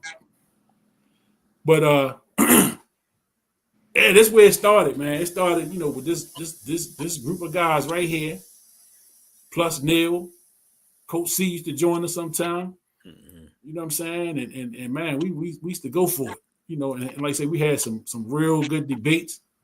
You know, y'all know. Hey, geez, I was just great to say Bill Walton. I ain't gonna say the other initial. I ain't gonna say it. I'm gonna put it up there though. But Bill Walton, still, y'all know I put that in the group text. Every time I see something with Bill Walton, I'm gonna throw it out there. I'm gonna throw it out there. Just because I know it's gonna get a rise out of something. If it ain't gonna get a rise out of no boy, it's gonna get Neil. Did you throw that out there while you was on the ship? I did. You did. I did. I think I did. I think I was on the boat when I did that. I saw it. I scrolled past and seen it somewhere. I said, "Oh, I gotta throw this one out there." Because I like what I say. Because I like bringing up old stuff. And I'm telling you, man, that stuff really add a lot of spice to the show. the thing is that when you get it, when we on the show and we get into those kind of debates, you know that there's some trigger names that gonna set some people off. But I'm just saying that people come from Serena.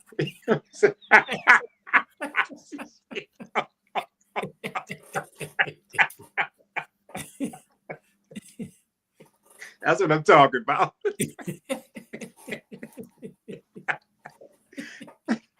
I mean, those certain names, boy, cheese, you something. My bad, fellas. My bad.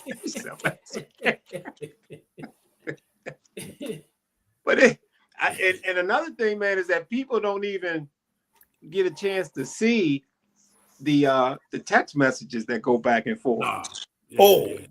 Man, man, them things are juicy. Yeah. They might have to put them on what they call it, after dark. Yeah, they get a little heated. Them things are really juicy, man. And again, man, I credit when I think about the sports mix, I credit Kenny with bringing together certain individuals. I mean, you know, everybody got their strength. I've been blown away by everybody that come on this show that he put on here, like CB and Cheese and Neil.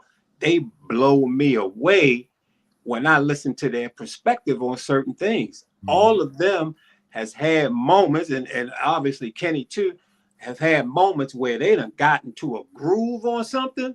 And man, it's an amazing thing to see, man. And I just shake my head, and then and that's why I always hop on the mix part of it, because all of these brothers are bringing in something, man, into the mix that's making this thing like, I don't care how rough the water might get, that shit just keep on sailing. Yeah, facts. That's facts.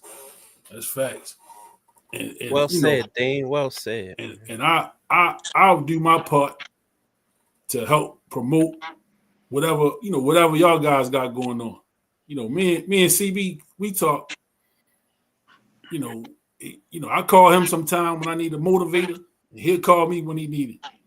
And a lot of times, you might call for something random, and you look up 2-3 hours later, we didn't touched on a whole bunch of stuff.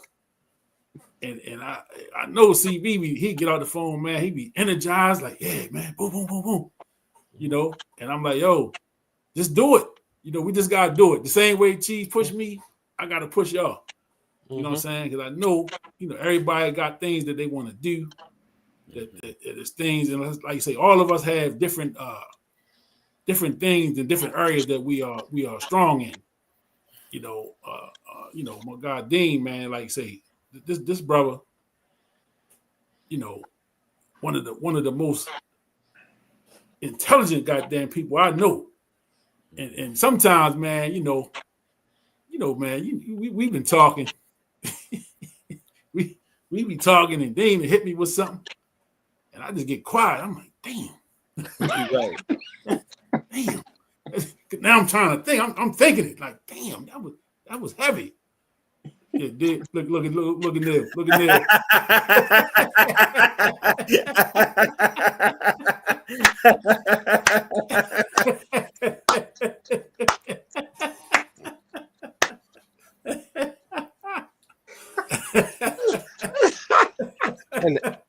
In the words of Bill Walton, please. Somebody get a rebound. Top 50 all time, dead or alive.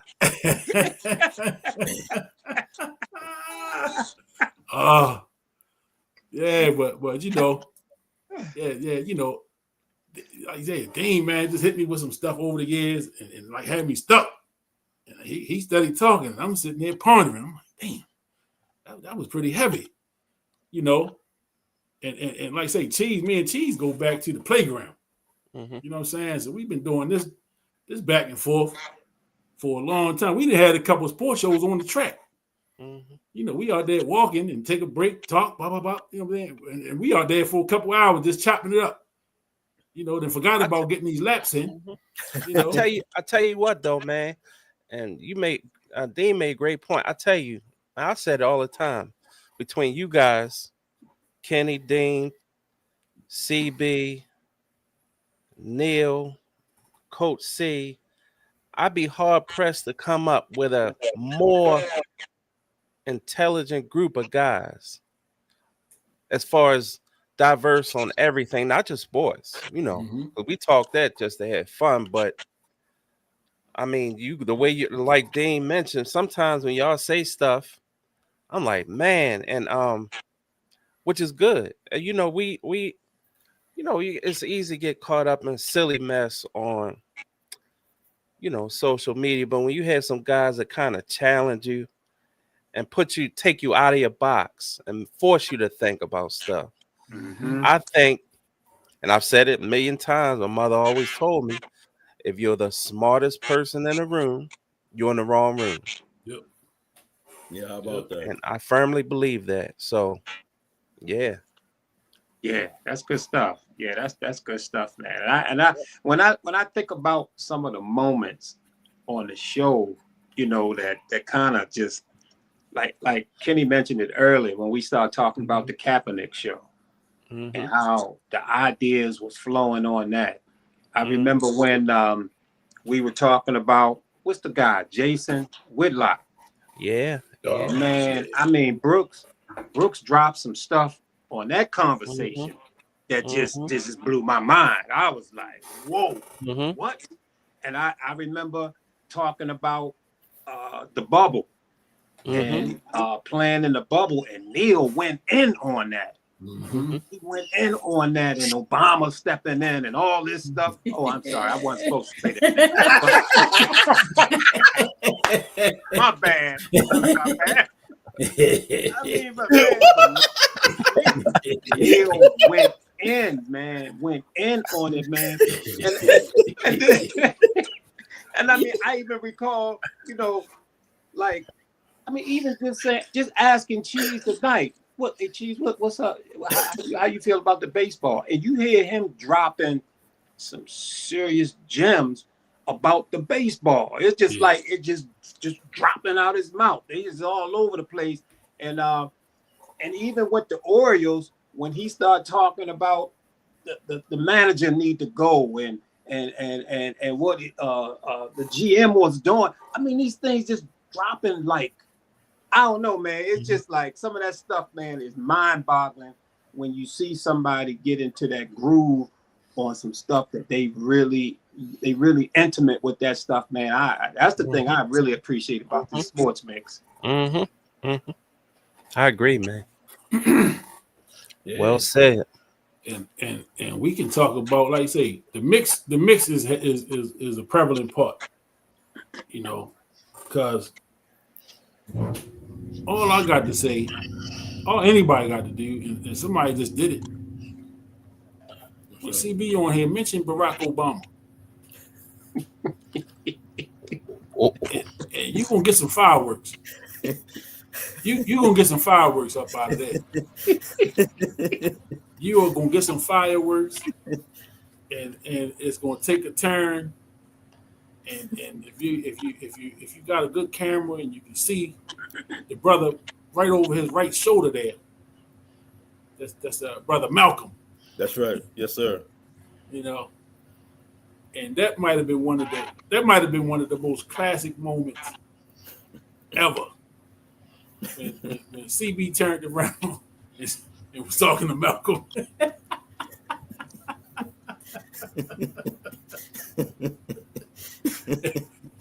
Yo, and I'm in tears because I think Dean was talking.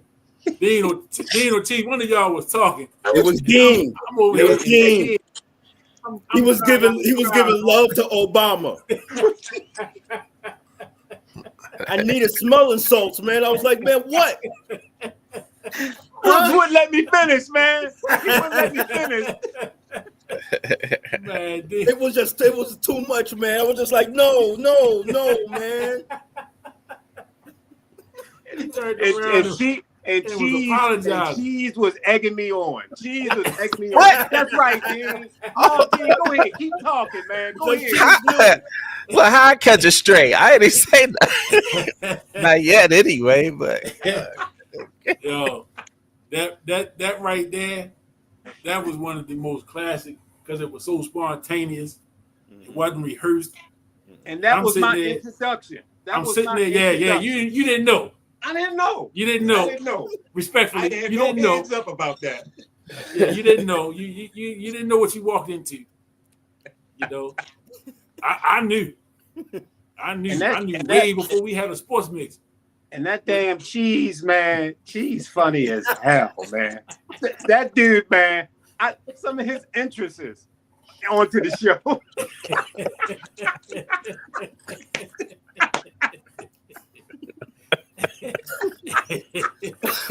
Hey, I said, Goodness man, this dude done missed his calling, man. hey, had a Yeah, great some time. good times. But you mentioned it earlier, man. That was a time when you started, and like you say, the COVID thing was really heavy. That was in like the first year. You know, we seen a lot of people, you know, passing away, and so kind of needed some sort of reprieve on, like you say, Friday nights, and it was good because a lot of people needed that. A lot of people needed something, even if we had 10, 15, 20 people watch, you know, during the course. It was like, you know, people needed a break, you know, physically and emotionally drained from, you know, what was going on around the world. So yeah, man, it was a welcome thing for me to, you know, mix it up with the fellas, and yeah, we really needed that. Really needed that. I think I needed a lot too, because man, you know about you that get, period. huh? I said I think people forget about that period. Yeah, man. Yeah. And it's only been, you know, like five years ago, and like we were all locked in the crib. We were all thinking differently, you know. That's You right. know, how we thought and our approach to things. It was just like, whoa, wait a minute. You know, Yeah. it was like everything came to a stop, and it gave us, everybody, the world, the chance to say, okay, this is not right. Yeah. You know, there was like this term, like the new normal, like, oh no, we ain't going back to that. Oh no. So it was like a whole, and I think that some people, I think it's you know, I think to some extent it's been like forgotten, you know. Mhm. And I just think it was when a very like transforming a period of time Yeah. for several in several ways, you know, many of which continue to stay with us, whether we want to admit it or not. But Mhm. it's still there, you Mhm. know, and I don't think that we will ever get away from that, you know, whether, you know, we want to, you know, I don't think we're just gonna get away from that. I think it's just been too much of a transformation, you know, and just in terms of how we think, you know, how we approach things, you know. Just in the basic on going online, and the sort of like content that we want to, one, consume, and two, put out, you know. Mhm. I got a question first. Hey, Kenny, is your sound? You got somebody got your cell phone turned up or something? Because I hear like a repeat sound or something. You hear an echo? Yeah, sort of I like don't an hear it. echo. You don't hear it? Nah, I don't hear it either. my volume is down. Yeah. Okay. But I wanted to ask you That's guys. Barack trying to listen in, man, motherfucker. Huh? Man. That's Barack trying to listen in, man. But I got a question for y'all. Where was, you know, during especially 2021? What was y'all mindset at that time? You know, because we were right in the thick of, you know, the COVID. How were y'all feeling when the sports mix started? Where were you guys at emotionally in, you know, your everyday life? Well, I was working from home. Mm. I was in the house pretty much all the time. Mm. You know, so all day. The only time I was going out at that time was to go to the store. Mm. You know, make a Walmart run or a Market run or Mm. you know something like that. Pick the kids up because let's say wasn't a lot going on. I think I was going to the track a lot. Mm. So you know, just kind of I think really in that space because 2021 wasn't as bad as 2020 with things being shut down. Like 2021, some things had opened back up, Mm-hmm. but it still was kind of we trying to figure it out. You know Mm-hmm. what is this thing? Because we went to Vegas in 2021. You know, for my 50th birthday, that was that summer before we started the sports mix. We were out in Vegas, Mm-hmm. and I remember before I went out there, you know, my mother was like, "Well, make sure you take your mask and all this type stuff." And you know, I wasn't a big on the mask to begin with. I understood it, but you know, I was like, "Listen, I'm trying to enjoy this. You only turn 50 once. I'm not trying to be out there worried about, you know, the COVID and all that stuff, man. If, you know, I was one of them ones. If whatever's gonna happen, it's gonna happen. Mm-hmm. You know, but mindset wise, I was just really, man, just trying to figure it all out. And as the world was opening back up, you know how things were going to look moving forward. And then you know, with my daughter was just starting high school at that time, so her whole freshman year she did in my kitchen. You know, what I'm saying? Her whole freshman year of high school was right in my kitchen. Yeah. And so you know, she didn't get a full 4 year experience in high school. You know, she was only in the building actually for 3 years. So that's kind of where I was at that time. Yeah, I know. I was kind of looking forward to just working from home and not having to go into the job. So I looked at that as like something I was looking forward to, thinking that it would, slow things down. It would be like a break. I'm thinking pretty much ain't nothing going to be going on, you know. But quickly on the job, we transitioned to signing things electronically and, doing everything pretty much electronically, man, digital. No more plan sheets where you there looking at and have to actually sign them and all that kind of stuff. And it was amazingly, it's been pretty quickly.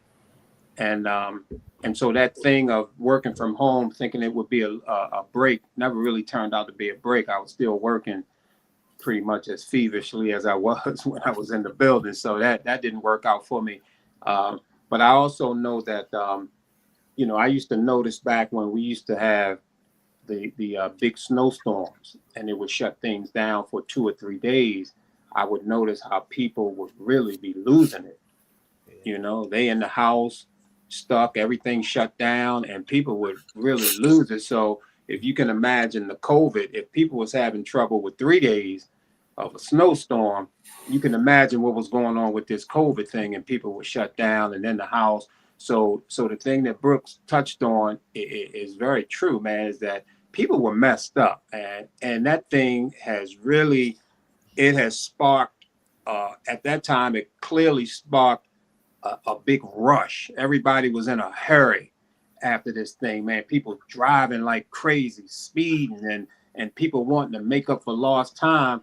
And then, people living their lives, and a lot of people thinking the total negative, like, is our life going to ever be be the same again? Are we going to live through this? Because people were dying. I had close friends, man, that were in the hospital, that was messed up, man, couldn't breathe well and stuff. So I think it sped everything up. I think it sped up the whole digital thing, the platform that we're on now. All these things come into play, and it's made a big change, man, in the world. That's true, man. Really true. What was you see? What was your Well, I mean, you know, I worked from home like everyone else, and I remember two things. I remember conversation with my mom and another with my son, and I remember my mom telling me that, you know, this was, you know, COVID was like God's way of telling the world, okay, everybody stop, check yourself. And I remember during the early months, so I'm gonna say around March or April of 2020, maybe it was March or April, I don't remember which month. I remember, you know, when we were talking, and I said that what's happening now will probably never happen again in our lifetime.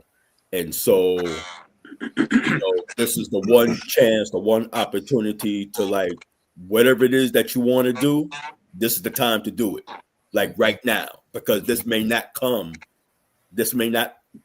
again, you know, whether it's as you know, cleaning out that basement or the attic, or, you know, learning a new language, whatever it is. I saw that as the opportunity to get that done. You know, for me, it was, you know, using that time to really, like, relaunch, rebrand a personal political project, if you will.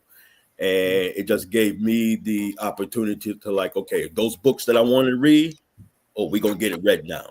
Those papers that we're gonna read them now. Those notes that we're gonna get all of that done now, you know.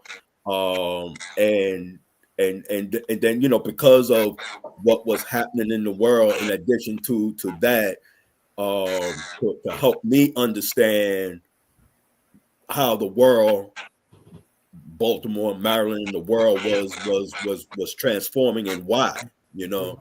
And just for me to be able to understand, you know, because at that time, you know, you had issues with PPE. You had companies that were like, what? PPE, yeah. You know how much money that's going to cost us to get?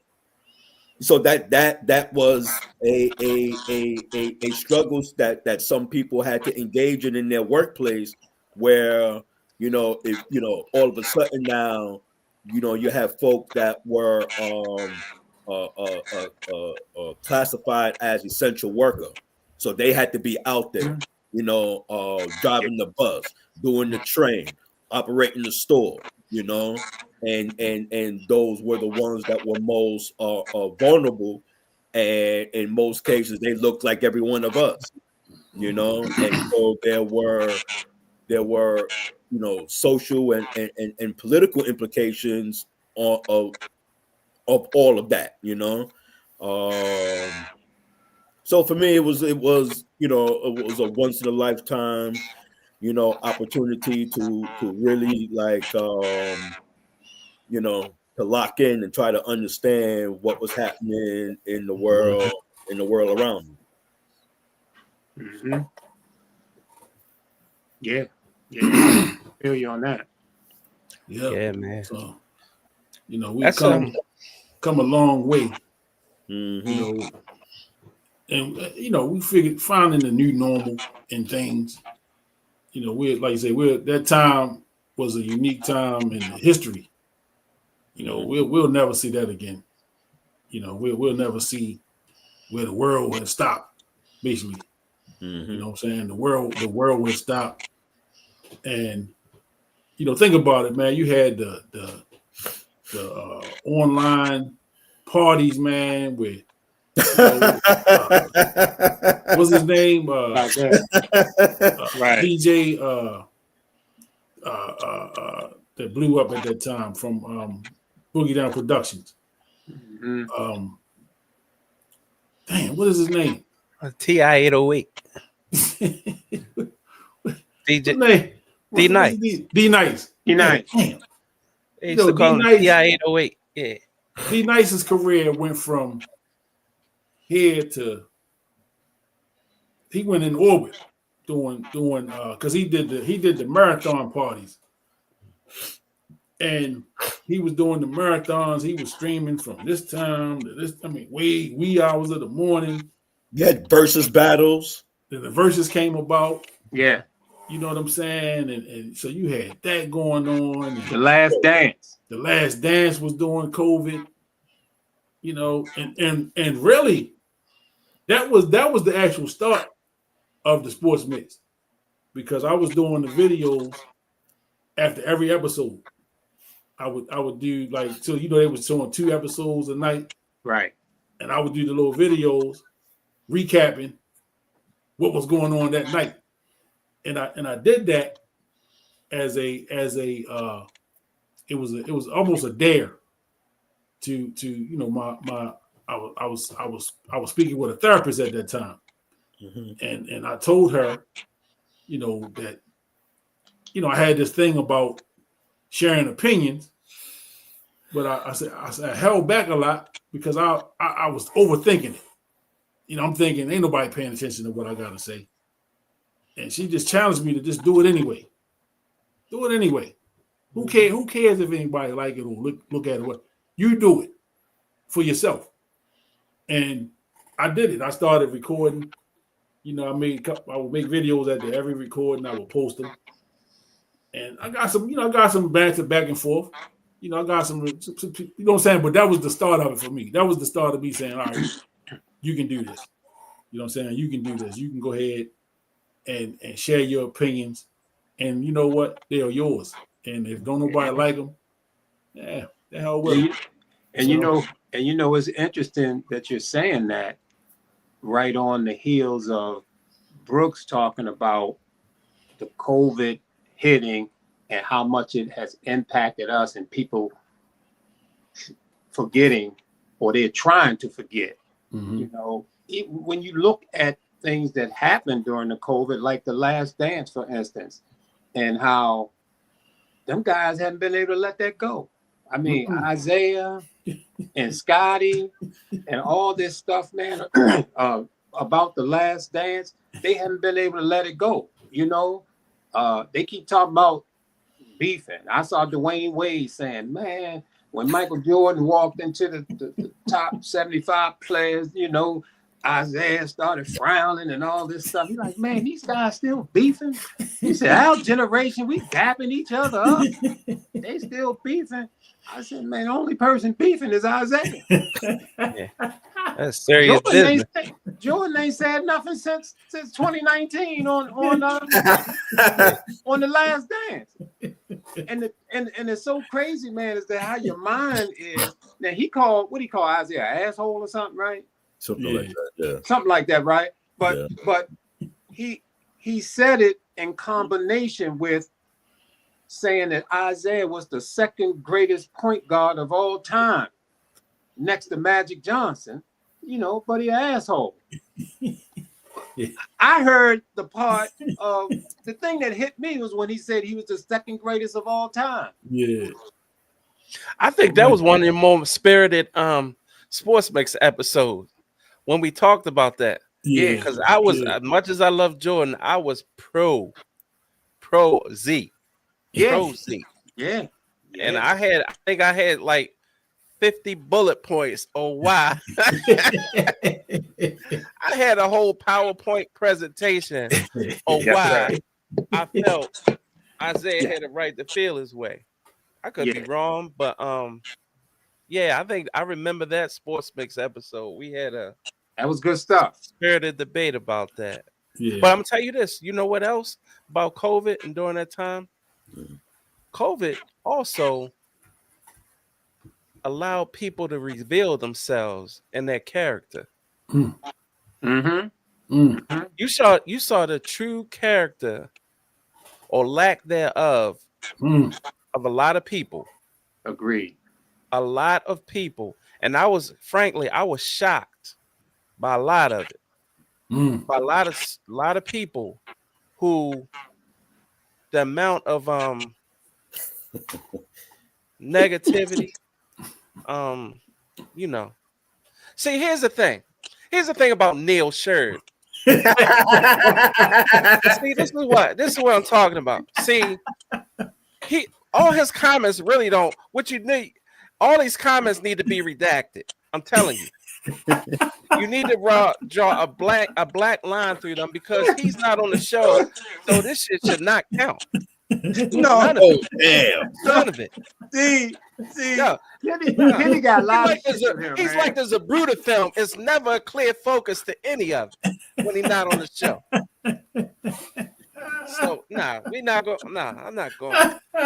Boy, Kenny couldn't wait to put that up. All right. All that to say, I love Neil. Neil, my man, though, man.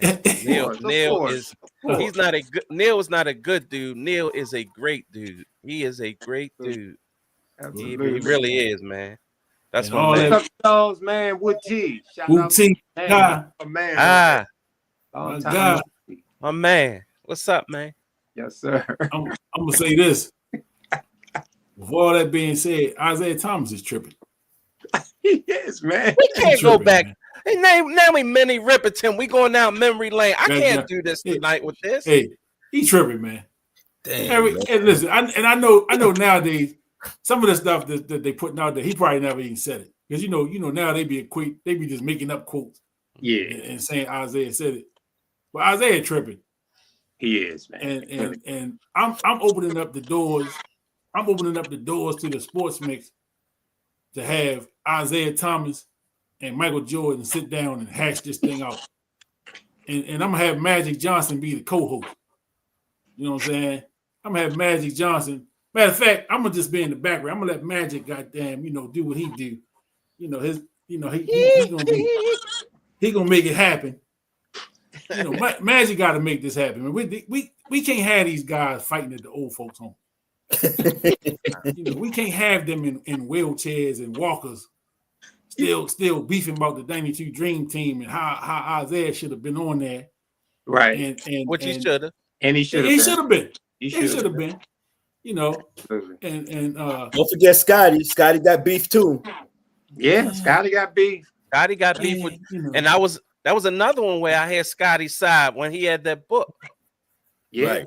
yeah. I was on Scotty's side. I'm like, But I don't know. Mike just said Mike just told his son to go ahead and mess with Scotty's wife. We gonna end that.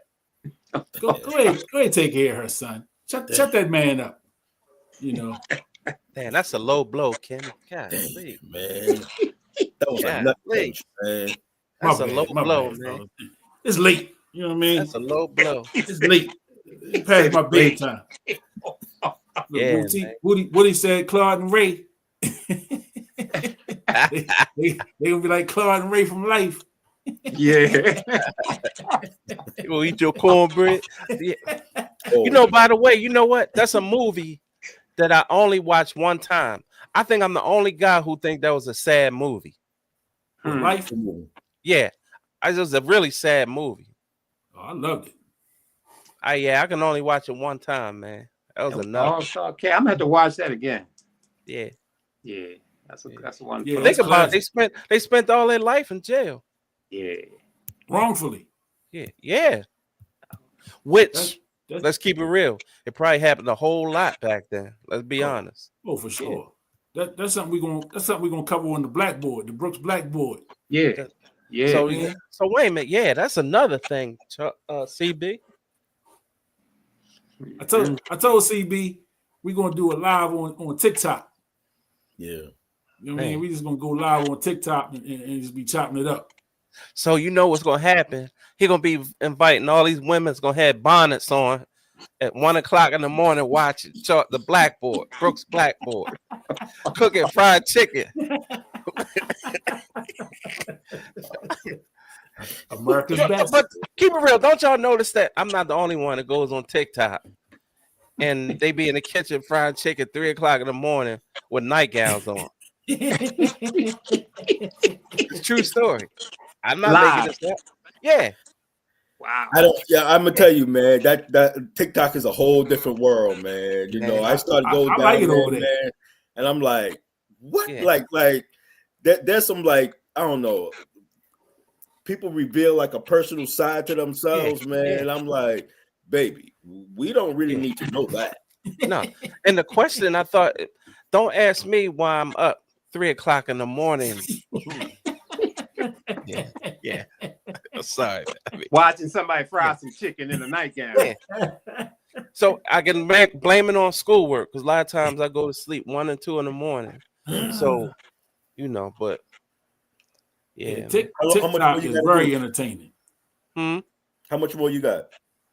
Oh man, probably another 2.5 years, I guess. Oh wow. Yeah. Yeah.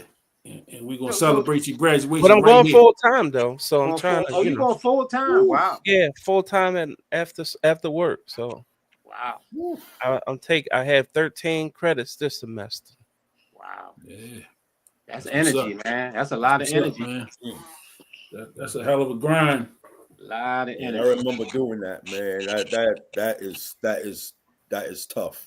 Yeah, it is, especially when you work full time. Right. Mm-hmm. But think about it, a lot y'all did it. Y'all did it. A lot of people before me did it. I just take it a day at a time, man. Just like everybody, how it comes is, but keep moving. Yeah, just keep pushing. You know what I'm saying? Keep pushing, man. It's gonna be worth it. You're gonna definitely feel relieved and a sense of accomplishment once you get it done. I already do. I do right now, and I got guys like thanks Charles. I mean, even guys like him. I mean, we talking about Charles and people we grew up with who doing things like, being a great photographer. You know what I mean? Stuff like that. CB, a great writer. Dean's articulate. Kenny, you went back to school. I mean, things like that. Dean, you graduated years ago, so you kind of, you've already been on that path and doing your thing. But I got people who have shown the way. Like I say, keep good company with you guys. So, yeah, man, it's if you look, it ain't hard to find inspiration. It's not hard. I mean, you may be feeling down one day, but again, as something my mother always, somebody always worse. You know what I mean? So just keep it moving. Keep it moving. Yeah, that's it. Keep pushing. Yeah, that's it, keep man. Pushing, I think, man, one of the another thing that came out of that whole COVID thing, man, and really just in the evolution of the world, of mankind. Yeah. I mean, in 2018, well, you can just go back at any time and think about in 1500s and 60 minutes is an hour, and 1800s and 1955, 60 minutes is an hour,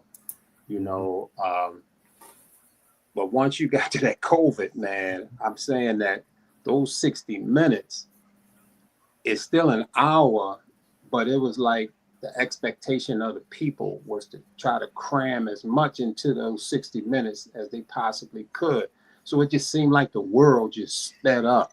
And I know it happens like that anyway. I mean, it seems like sitting up under the tree, drinking some lemonade, reading the newspaper is something that just don't happen anymore.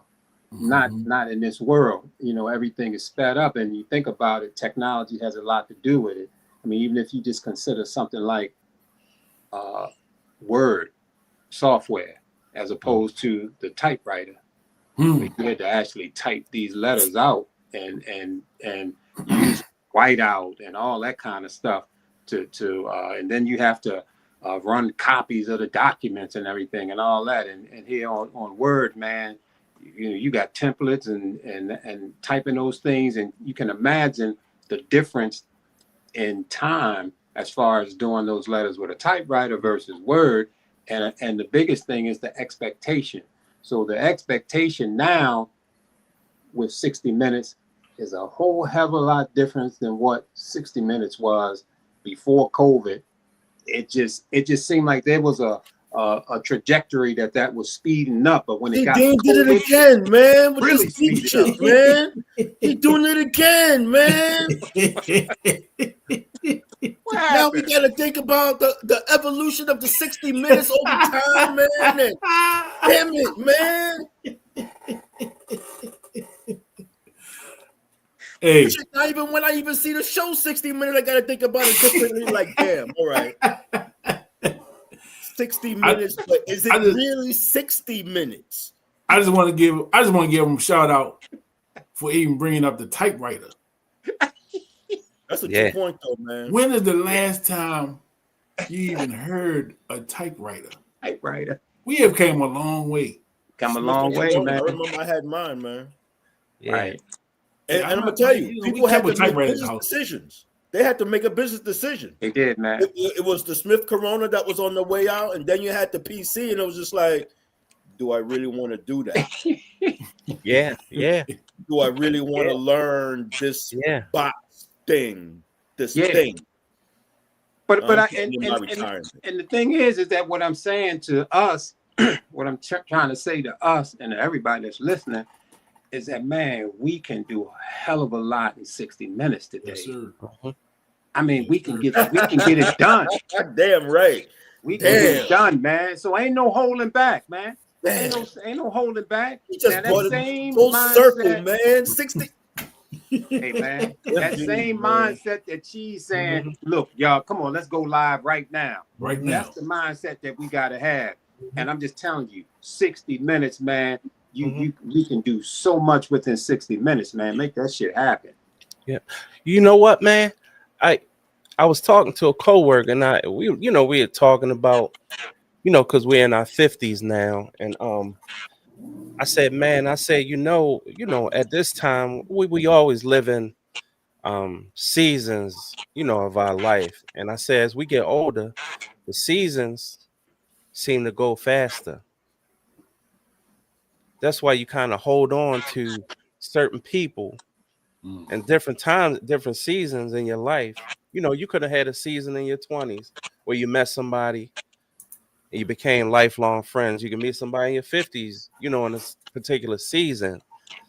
But I tell you, as you get older, the seasons seem to go by faster. I don't take things for granted like I did in my 20s. I appreciate people. I don't sweat the small stuff. There's certain things like that. You got to be like, you know what? If, like Dean just said, do it. 60 minutes. I was listening to somebody yesterday, and they were talking about Steve Jobs. And when Steve Jobs was found out he was dying, and he said, "Oh, I get it now." He said, "I never lived." He was so busy grinding his whole life, so he forgot to live. We can't do that. You gotta live, man. Enjoy yourself while you can. This sports mix, you pull the trigger, Dean. CB with the Brooks Blackboard, whatever you feel like you want to do, we have to make that happen. Because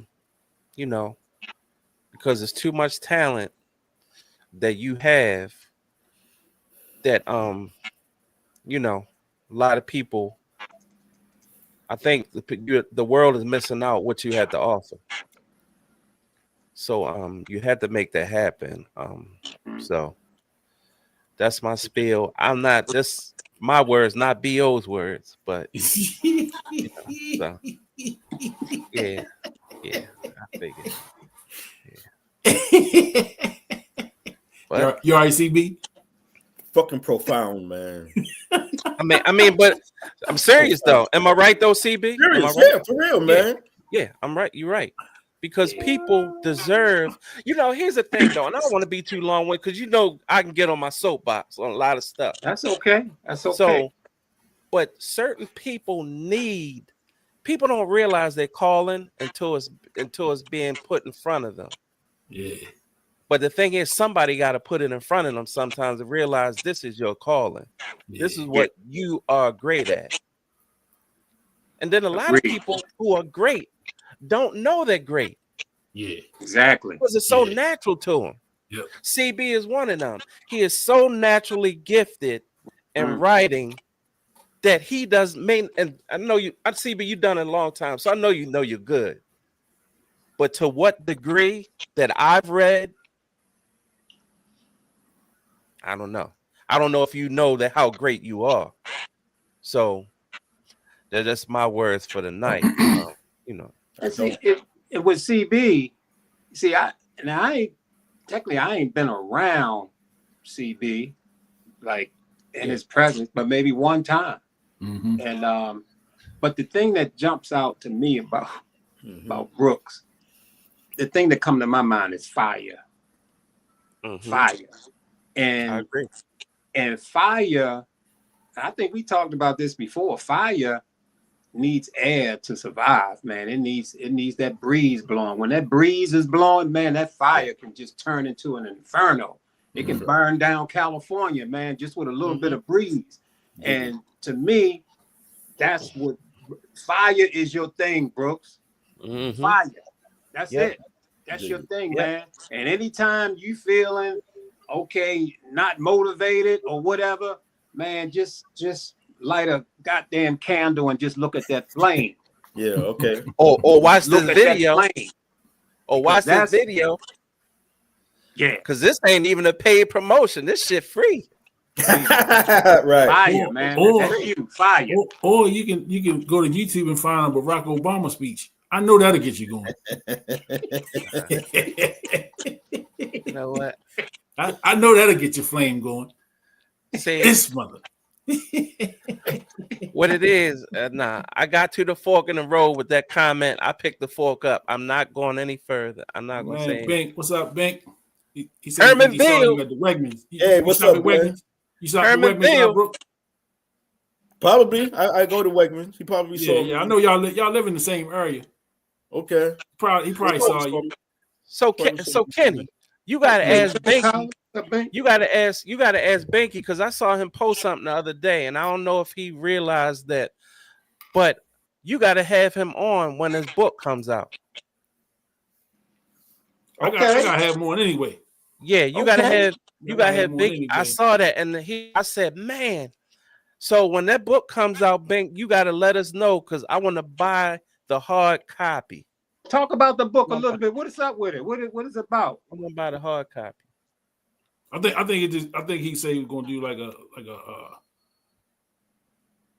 I guess like his career as a policeman. Yeah. Because I know he was a homicide detective. Yeah, right. Man. He definitely would have some stories to tell. I mean, I've heard a few of them. But also, over the years. when Bink and I used to I hooked up with Bink one day, man, and he was telling me about he was Marion Barry's chauffeur, like oh man, around with him everywhere. So you know he got some stories. Yeah. We gotta hear that. We got to hear that. That's a hit. You think you got any hotel stories? He got a lot of stories. I remember him telling me something. Or CB, what I do, man? I just asked. What I do, CB? I thought you were going to say he got any whole stories. I know Bink got a lot of stories, man. I know, right?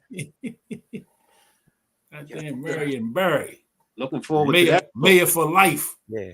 The mayor for life. Chocolate City.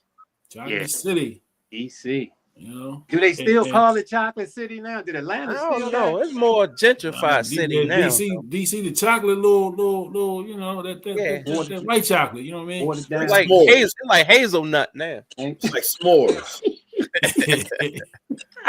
And y'all know, got that mix. You know, full disclosure, you know, Binky gave me my first opportunity to coach. Yeah. You know what I'm saying? That's where it all started. With New Shiloh basketball. That's where I cut my teeth. Mm-hmm. You know, with them little kids, man. And all them kids are grown men now. Yeah. You know what I'm saying? And I run into them from time to time, I was with last Friday, I went to football game. I hung out with Antoine Totley, MC's son. Okay. I didn't get to coach Antoine. He was one of Binky kids. But, we was talking about them days, them days of what that stuff meant to them kids.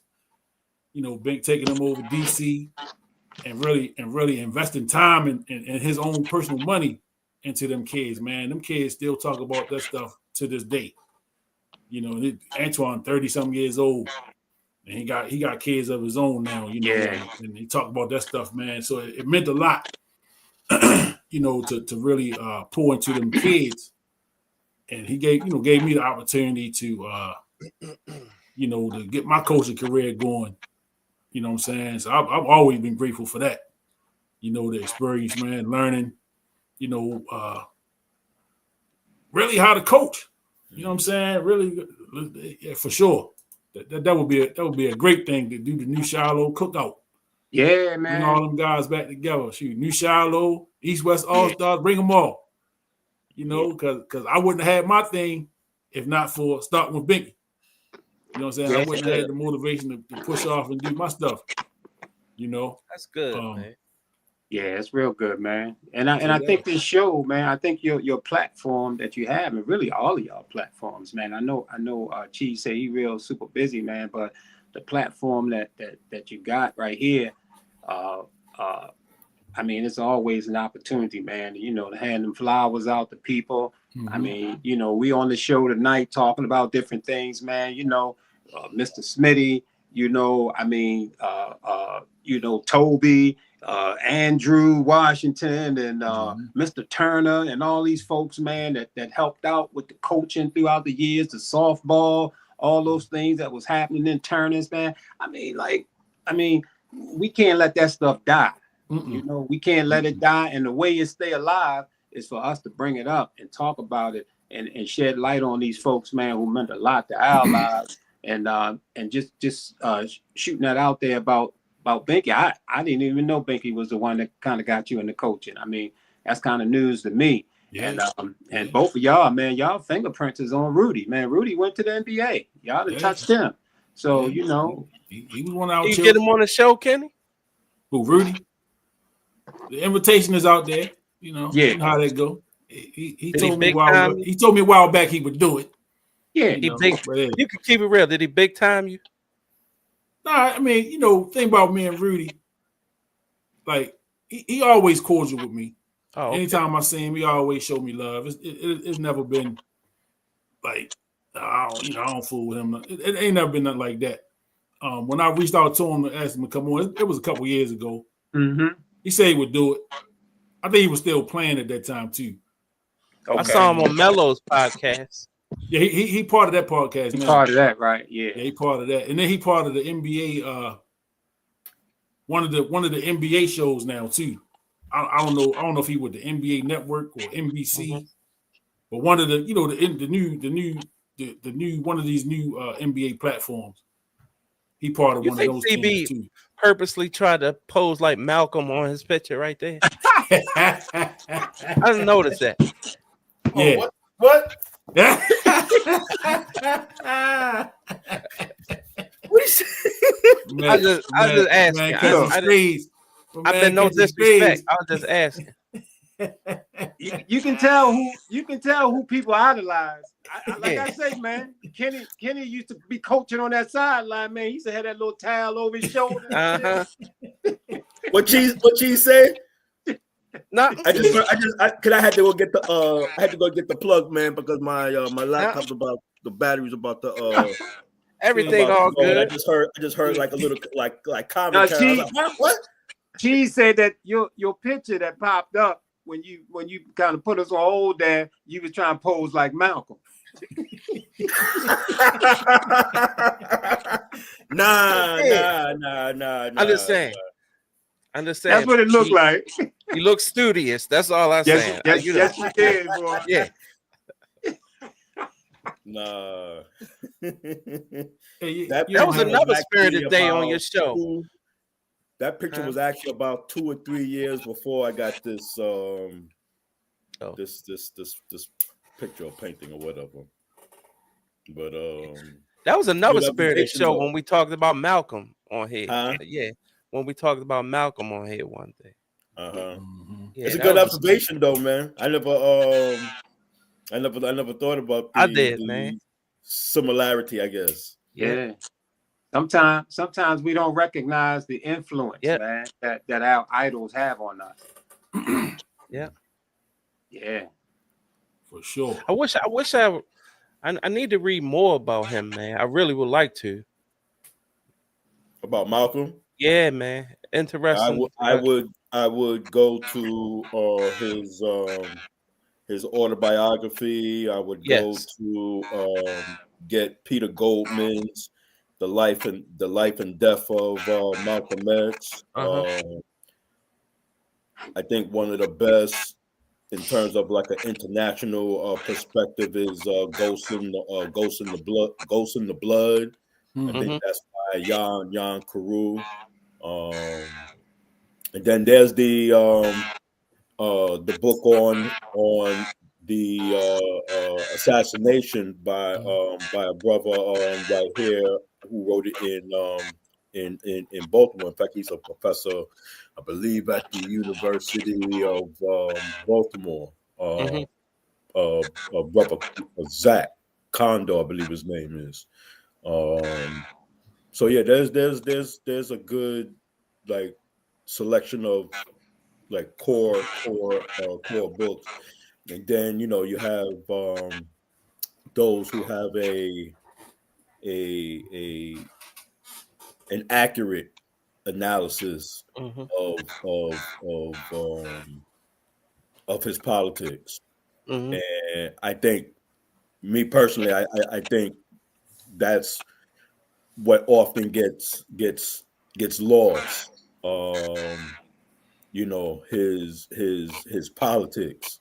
Too often, it's either the chickens come home to roost. The more popular narrative arcs, or and so we sort of miss the essence of his politics and his political views. When you talk to young people, it doesn't even have to be young, but when the reference is made to Denzel Washington in the Malcolm X movie, that's when it occurred to me. I was like, oh shit, man, that's a problem when if you talk to somebody or ask them about Malcolm, and the first thing is the reference to Denzel in the movie, because that's all they have seen, that's all they have been exposed to, which in it of itself reveals an either a deeper issue, a deeper problem that the Sports Mix will have to devote at least like an hour or two just for that sort of discussion. Well, I'm definitely over that. Malcolm is one of. In fact, I'm right. I'm trying to complete an essay now dealing with just that, trying to address that, his political legacy, and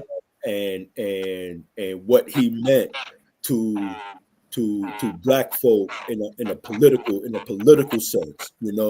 Where even today, I wrote about this.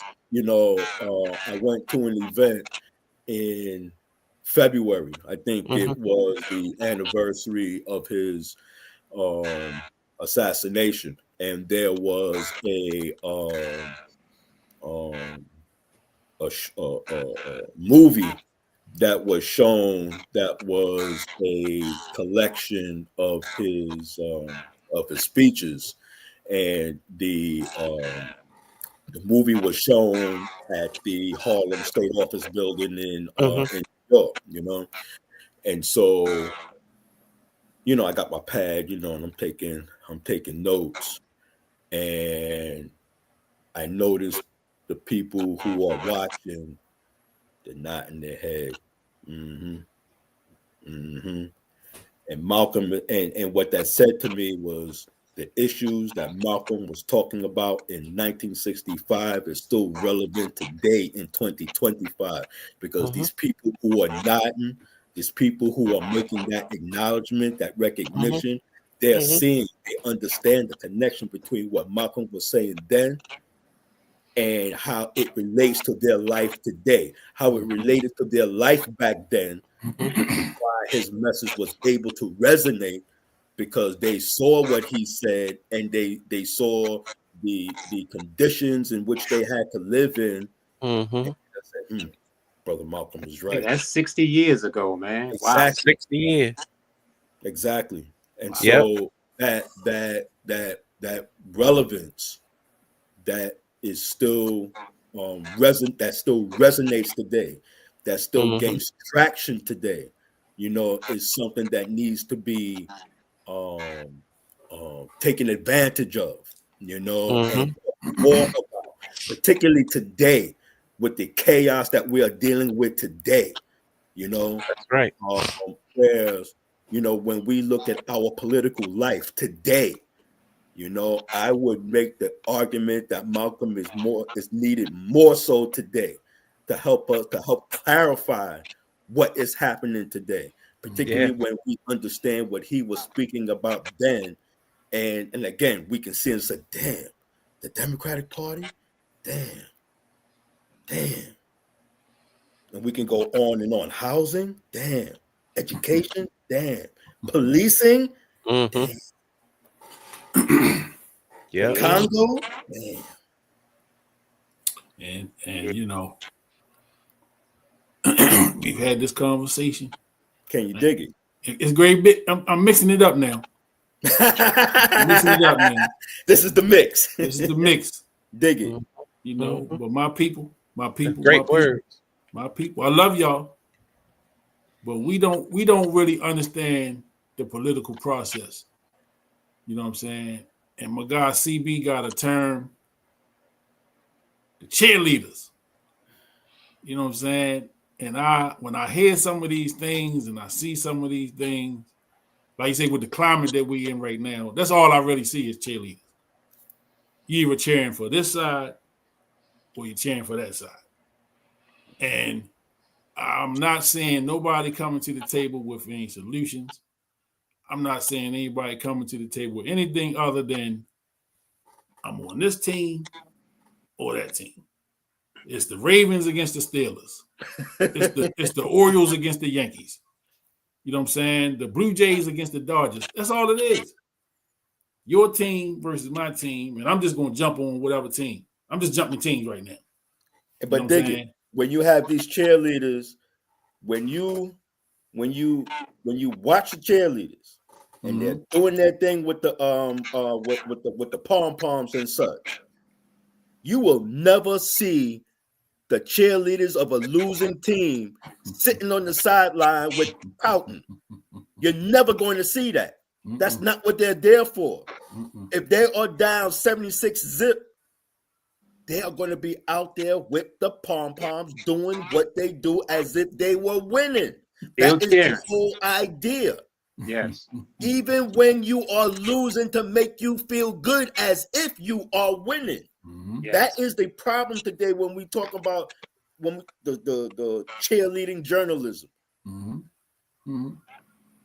Commentary disguised as analysis. Man, please don't get me started. Because you know the new thing now is, you know, the woke brothers that are leaving the Democratic plantation and just going over to the Republican plantation. They not even no fight. The Democrats had y'all brainwashed for 60 years or 70 years or whatever. I'm over here with them. Again, politically ignorant, because you're not understanding the game. And I say this with all sincerity and respect.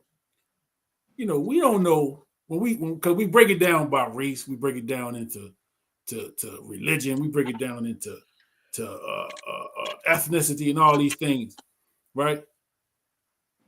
Who do the Jewish people vote for? Who do the Koreans and Oriental people, that come to America and become citizens? Who do they vote for? You would never know. You know why? Because they understand the game. The game is politicians are motivated by two things. One thing in particular, them greenbacks. Bring some money to the table, and we can talk. But if you're just taking a vote, they ain't gonna listen to you. You're probably not gonna get nothing for it. You know what I'm saying? They might do something to pacify you. You know what I'm saying? Oh, Trump gave out the stimulus package. I'm going with him because he was giving out the money. All right, if that's all it takes, yeah, I'm gonna promise you that I'm gonna give you something. Promise you the world, I'm not giving you nothing but a bunch of promises. But the group of people that's getting stuff done that you never hear who they voting for and you never hear, they understand the game. They know to get these politicians in the room with their money and their block of votes. This is what we need. Can you deliver it? Because if not, we're going to take this pile of money and these votes over here to somebody else that can deliver that for us. You know what I'm saying? But again, we give away our vote way too easy because, we like to be pacified. We like to be cheerleaders. We like to be on the winning team. You know what I'm saying? We Jordan is the GOAT. We into that. You know what I'm saying? We into that type of thing. But again, the nuts and bolts of politics, the reason why we're in the position we're in right now, 60 years later, 60 whole years later, is because we didn't understand the game. What did Martin Luther King say before he died? Something about integrating into a burning house. Burning house.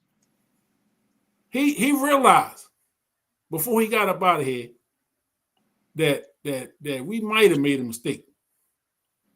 You know what I'm saying? Focusing on just getting some things. Right. We might have made a mistake. We didn't integrate it into a house that's burning. You know what I'm saying? And so, yeah, we mixed it up right there. I don't want to go too deep because it's late. I don't go too deep because it's late. But yo, like for real, man, like I look at all of this stuff because, like I said, I scroll. You know how we do, man. We scrolling and we coming across all this stuff, and social media today has given people platforms to speak as if they are, intelligent, and to speak as if they are very, very well versed in some of the subjects they talk about. You know what I'm saying? And I hear people, and they have audience, hundreds of people, thousands of people sometimes. And what that gives you what? Influence. So you're able to draw an audience of people, and you captivating these people with whatever it is you're saying. Whether you're right or wrong, you got the audience. You didn't captivate a part of this social media influencer world, and you got a following, and people live on every word you say. You know what I'm saying? And a lot of times, all you got to do is speak either to something they like or against something they hate, and you got them. You know what I'm saying? And I am not that type of person. I'm not going, because I'm careful what I say, and I'm careful about the platform and all that stuff. You know what I'm saying? So like, I don't do too much political stuff here on the sports mix. You know what I'm saying? I don't do too much political stuff there. I don't even really do politics on my pages no more, because it'd be the same people saying the same stuff all the time, and I'd be like, yo, how many minds have you changed? How many people have you converted to your way of thinking? More times than not, you really talking to the same audience of people. The people who like what you say, they're gonna tune in. The people who don't, they not. You know what I'm saying? But like, I'll take it back to sports. When Michael Jordan haven't played a game since 2002. His name is in the discussion somewhere every single day about whether or not he is the GOAT. Right. Or he hadn't played since 2002. Mm-hmm. This is 2025. Mm. So that's what, 23 years ago? Yep. Imagine that, 23 years ago. 23. Look at that. I just had a Kreskin moment. 23 years ago. Wow. He hadn't played a game in 23 years plus. And he is still the topic of discussion every single day. Mm-hmm. Is he the GOAT? Mm-hmm. And it depends on who you ask. And the people that say he's not, they I mean, some of the stuff they creative. I give them that. Mm-hmm. You know, this whole he couldn't go left. He couldn't go left. And the guards he played against was trash. He would get ate up today in today's game. He played against plumbers and plumbers and goddamn electricians. You know what I mean? Mm-hmm. You know, they always throw out Craig Elo and you know, right. like they was trash. Right. You know what I'm saying? Like they was trash. Mm-hmm. But I digress. You know what I'm saying? But again, how many people have changed their mind based off of argument? Somebody said, well, you know, Michael Jordan, LeBron is better because of this, this, and this. I ain't seen not one person change their mind and say, you know what, you're right. That's right. I ain't seen that yet. Nope. Not once. Nope. And I like LeBron. I just don't think he's better than Mike. Mm-hmm. You know, sue me. Mm-hmm. You know what I mean? Sue me. Right. Matter of fact, you know, LeBron and Isaiah Thomas and Scottie Pippen, they all need to hang out and do a podcast. I bet they do great numbers. I bet you that. I bet you the viewership will be out through the roof. Because all they're gonna do is talk about Mike Jordan the whole 2 hours. All right. You said 20, 23. So and the that show came on in 2019, The Last Dance? 2020. 2020. So we talking almost 6 years ago. And they still, man, they still messed up. They still messed up, man. Don't Barkley and Jordan got beef? Well, Barkley got beef. Well, Jordan he ain't fool Barkley. Jordan don't fool with him no more. You know, I ain't heard Jordan say one word about Barkley. No, I haven't either. No, I think Barkley said that I think maybe I don't know, 2 or 3 years ago. I think he said something. I think they're neighbors. I think they live like in the same like neighborhood, and Michael got tight because I don't think they didn't live near each other. Okay. They were just really good friends. Okay. Well, he got mad. Mike got mad because he told the truth. Right. Yeah, I think he criticized Jordan as a GM executive. Like he was a good player, but he's a poor executive, you know. Right. And Michael wasn't lying over that. No, he told the truth. He wasn't lying. Kwame Brown. He got tight with it. He wasn't lying. You know, it just like, you know, I guess Mike looked at it and said, man, they're anybody but you. You know what I mean? You ain't supposed to say that. You know me a little different than the rest of these dudes. If Stephen A said it, you know, Mike probably would. Oh, man, that dude, man. You know. Is that another trigger for you, CB? Oh man. That dude, man. Stephen A ready to be over there with Whitlock in a minute. Right. Man. It's just something, man, you know. And it's so funny because I have been watching or listening to 2, I guess, sports shows on ESPN when I get the chance. Unsportsmanlike with Chris Canty, and there's this guy Evan Cohen and some girl there, lady there, Michelle something. And then there's a show that comes in the morning, and then there's a show in the afternoon with Freddie, called Freddie and Harry. I don't remember Freddie's last name. So what I'm saying is that when I listen to them, you know, there's there's like analysis and you know, review of games and such, you know. And every once in a while when I watch like First Take, I'm like, man, this is like entertain. He's an entertainer, man, you know. Like, you have to bring in people who are the real like analysis, and he just provides comic relief, you know. Right. Such a like an entertainer, man, you know. He like the court jester. And I remember him when he was a writer with one of the Philly newspapers, because he used to cover the 76ers. Mm-hmm. Because I used to read it, you know. I remember him, and there was another brother. Oh man, I can't remember his name, but he used to write for. He was a good writer. He used to write for Slam, a basketball magazine back then, and I think he was with ESPN for a minute. I can't get his name right now, but you know, they used to write about the 76ers and Allen. So I was familiar with him, you know, back then. He was a pretty decent, you know, sports journalist, you know. But he has since transformed into an entertainer. Yeah, well, that's what the big contracts of DT. Oh, sure. You know, and so I saw that recently he did, I don't know, there was a revival of the issue that he had with LeBron, and I think he said you know, he don't go after the, I guess, like white sports casters or whatever, and so I'm like Stephen A, stop, man. just stop, man. You know, I gotta watch that. I seen the clip. I want to watch the whole interview. He was on Carmelo's podcast.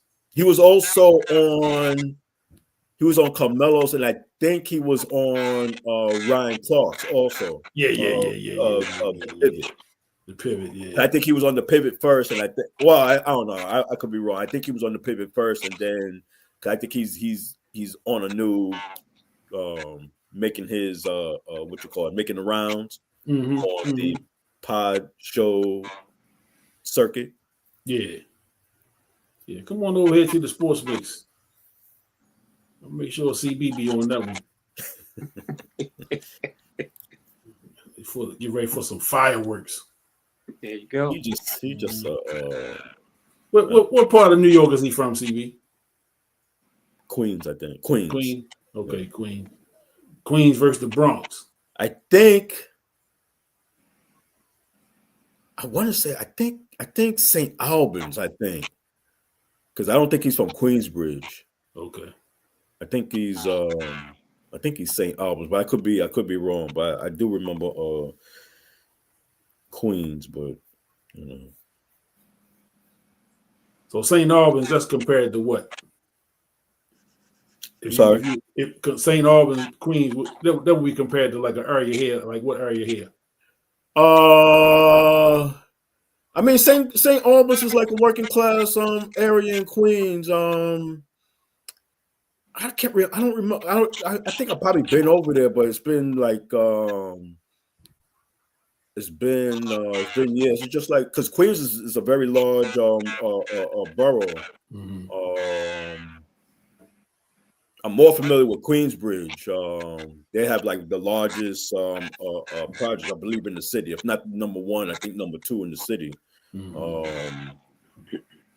trying to think if St. Albans is over there near the airport, but you know, I mean,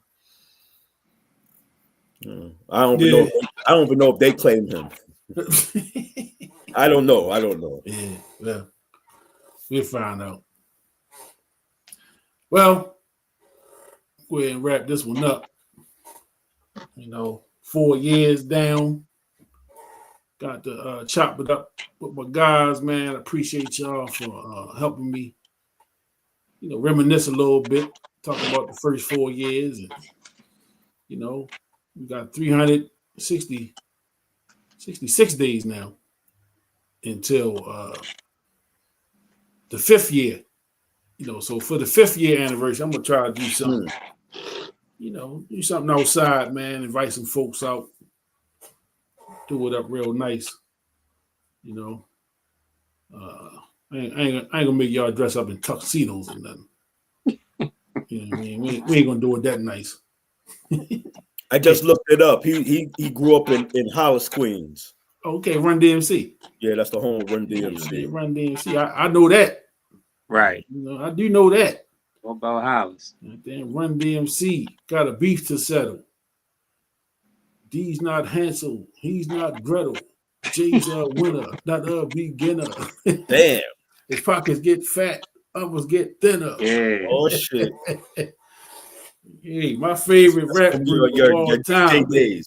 Sound like from your DJ days, man. Hey, before I was a DJ, it was all about Run DMC. Run DMC. That my very first concert I ever went to, Run DMC was the headline. Oh yeah. Very first concert I ever went to in life. The Fresh Festival.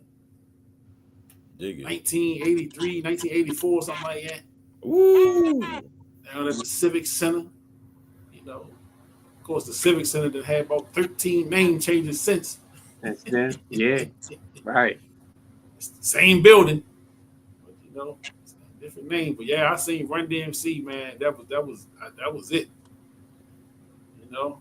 And Who was down there with them? Damn.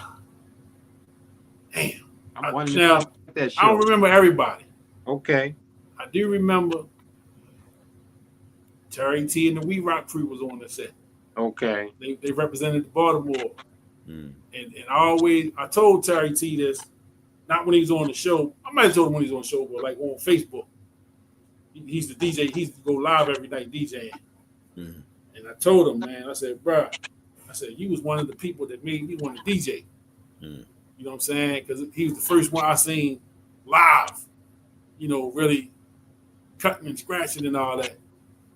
And I remember y'all, they came out. So, you know, back then the DJ was the focal point of the groups. You had to have a DJ. Right. And you gave the DJ time to do his thing. Yep. So Terry came out and he played Specialized in Love. Remember that? Specialized in love, I'll make you feel like new. That's the Okay. Let me work on you. And he was cutting that. Let me work on you. Okay. Let me work on he was killing it. Mm. And my 12-year-old, I was mesmerized. I was like, yo, I want to do that. I want to do that. So that was one of the moments, man. But I remember the We Rock crew was there. I remember Run DMC, of course. I remember the New York City Breakers was there. Yeah. That was right after Beach Street. So, you know, New York City Breakers was hot. Yeah, They went against B Nation, Benny Benitez group. Oh, for real? Yeah. So Benny Benitez group went against the New York City Breakers. Up there. I want to say Houdini was there. Man, I know Man with T was chiming in a little bit on the show. We took Benny and them out in the breakdance competition. Oh yeah. Yeah. Yeah, we spanked them. Where was that at? That was me, Man, and Mike Harris. I don't think Beanie couldn't be there because he was working that SK shift and stuff. He couldn't do it, so it was us three. We went up in there as the versatility crew. That was our name, and we had they just had a big competition out Painters Mill. Yeah. And when I went out there and saw that, me, Beanie, and Mike, we looked at each other and was like, man, we can take most of them that performed, we could take them out.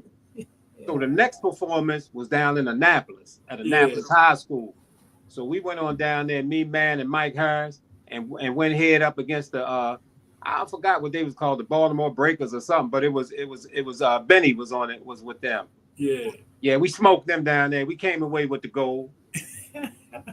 Yeah, I think Man still got that trophy. Last time I talked, he still got that trophy. Man, that's classic right there. Yeah, that's classic memories, right man. there. Memories. Yes, sir. That's See, that's what's up. type stuff we should have had some footage of. Yeah, exactly. You know what I mean? That's type stuff we should have footage of. Them was some great days, man. They were, man. That time right there, and I was so young, so I couldn't really get around. You know, I couldn't go to certain stuff. I used to hear about a lot of stuff. You know, I used to hear about the stuff down like Plato's Wheel Yeah, and you know Rhythm Skate. yeah, You know, yeah. back in the day. Great memories, man. You know. Great memories. Yeah, them were some good times, man. Yeah. You know, Powerful, and, man. yeah, CB, you know, I don't know if you heard. Have you heard the history about Dean and them on the dance floor? I think you mentioned it a couple of times, man. You know, Yeah, them I brothers, think legendary, man. he got that rep. Yeah, him and Beanie. Yeah. Back in You the know, day, man. and then you know, man with T, he my age. You know, man closer to my age. Mhm. So you know, I used to watch them dudes. Man was a beast. Man was a beast, Jack. Beast. He was a beast when he was young, man. Yeah. Man used to do the Billie Jean routine. Tough. Hit that. And then get out there and break dancing and popping and all and killing that. Oh damn! Yeah, and could rap. And can rap. Yeah, they like a triple threat, man. Just you know, multi-talented. Always been creative. Tough. Always been creative. Always been creative, man. That's why I like the photography. When you see the photography he doing, Yeah. it's like natural. Mm-hmm. You know what I'm saying? It's just natural. He just naturally creative that way. Naturally creative. Absolutely. For sure. But yeah, man, that pocket of time right there, you know, with the birth of hip hop. And see, CB, you got a perspective that we don't. You grew up in the Bronx. He was up there. You know what I'm saying? So you right there with that rawness. You know what I'm saying? The stuff that we don't even have that never even hit radio or never really hit what we got. You was right there in it. You know, And I think like it was like it was really like music in the streets, man. You know, so you know, and then I think in a span of what 5 years or so, then you hear it on the radio. You know, that was so, and I still remember hearing it for the first time on the radio. You know, but for some time, you know, particularly, you know, what would be like in the summer would be outside, you know, in the winter would be at junior high school 123, T Connection, you know, Stevenson High School. Eddie Pickney played over there at Stevenson High School, and Arthur's Park. So yeah, man, you know, so you had the Bronx was booming with the beats, man, you know, and then it hit the radio. Right. But yeah, man, it was something to be able to see that, you know, when it was like the music world was pregnant with it, and then it gave birth. You know what I mean? Mm-hmm. And then to be able to see that, and even like my man, you know, he's like my brother, Kusa, and he was recently, he had like a plaque in the hip hop museum in New York, in Manhattan, and you know, that's like big time, man. You know, to be acknowledged, you know, that's legacy shit, man. You know. Yeah, we gonna have to do a whole hip hop show. Yeah. You know what I mean? Because like I'll be telling my son, right? You know, when we saw the birth of hip hop.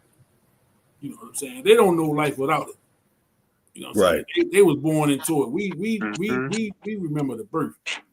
Right. And you know, there was a time when, number one, you didn't hear it on the radio except for at nighttime. Yep. And then at midnight. For us, I remember it didn't come on till like midnight or 1 o'clock in the morning, I think, man. Something like that. Here we had, like, you had WEBB that used to go off the air when it got dark. Yeah. So in the wintertime at 5 o'clock, WEBB was done. Right. So they had Chuck Max used to come on, like when we was getting out of school, he'd be on the radio. And he would have a little hip hop show, play the little mixes. That's where, like, you heard the DJ spin mixes and all of that stuff, you know. And then you had Mac James that would come on in the evening on WWIN. AM. Both of these are AM stations. There wasn't no FM station was playing rap music. None. So you talking about Chuck Max and them on EBB from, say, 3 o'clock to 5 o'clock. That's 2 hours. And then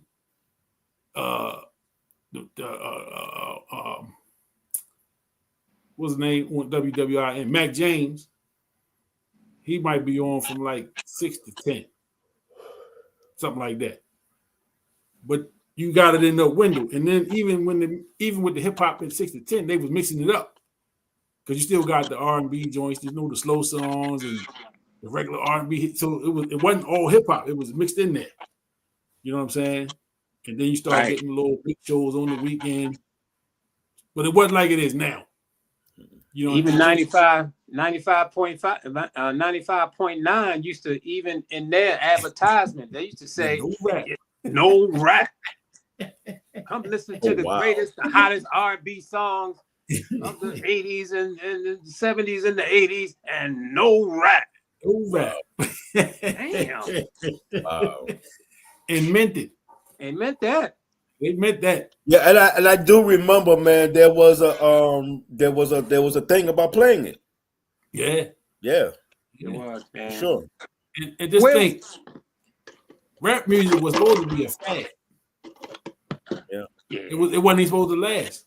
Mm-hmm. You know, It was. gone, It was a fad. Gone in a couple of years. Yeah, it was a fad. It was a fad. Where was Curtis Blow from? He New York, but I'm not sure what area he from, man. But I think that, and my phone gonna be dying in a little bit. But I think that Curtis Blow has been overlooked.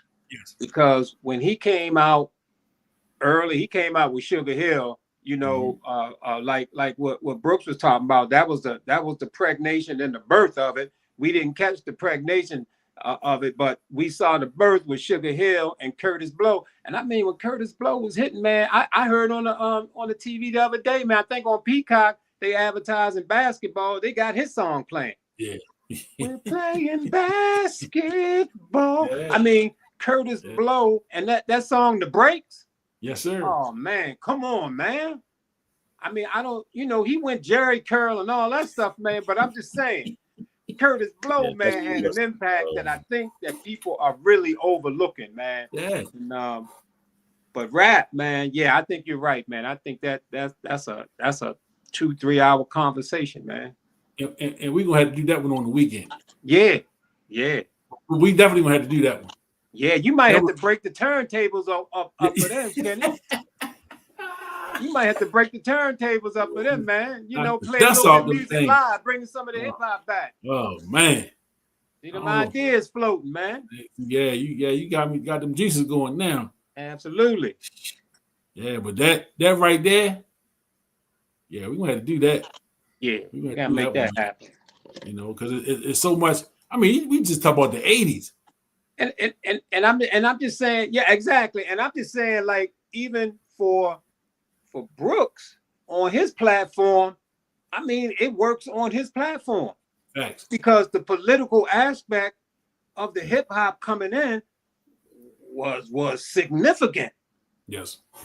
And you can look at now how when the hip hop came out back then with Public Enemy and them folks coming out, KRS-One, and you start looking at what's happening now. So you can see the difference and the political push and and the chokehold they putting on it and pushing it a certain way. So hip And hop. remember, Reagan was in. You had Reagan coming into office, and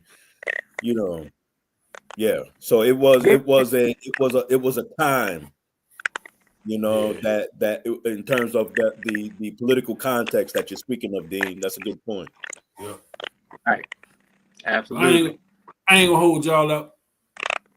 I do gotta go to work in the morning. Yeah. Some of us got to go to work. Yeah, and I gotta be there on time tomorrow. I can't even mess around with this. You should I'll be on time, but yeah, man, we know we'll be back at it next Tuesday. The Ravens play Chicago this Sunday. Ooh, damn. We'll be talking about the Ravens game next week. And 4 years in the books. Sports Mix Podcast, man. Congratulations, man. Happy anniversary. Appreciate you, man. Appreciate your contribution. You know what I'm saying? And we're going to do this again next week. And we're going to put that hip-hop show together, too. You know what I'm saying? But peace out, my brothers. Okay, my man. Y'all enjoy, man. You Peace. too. Peace.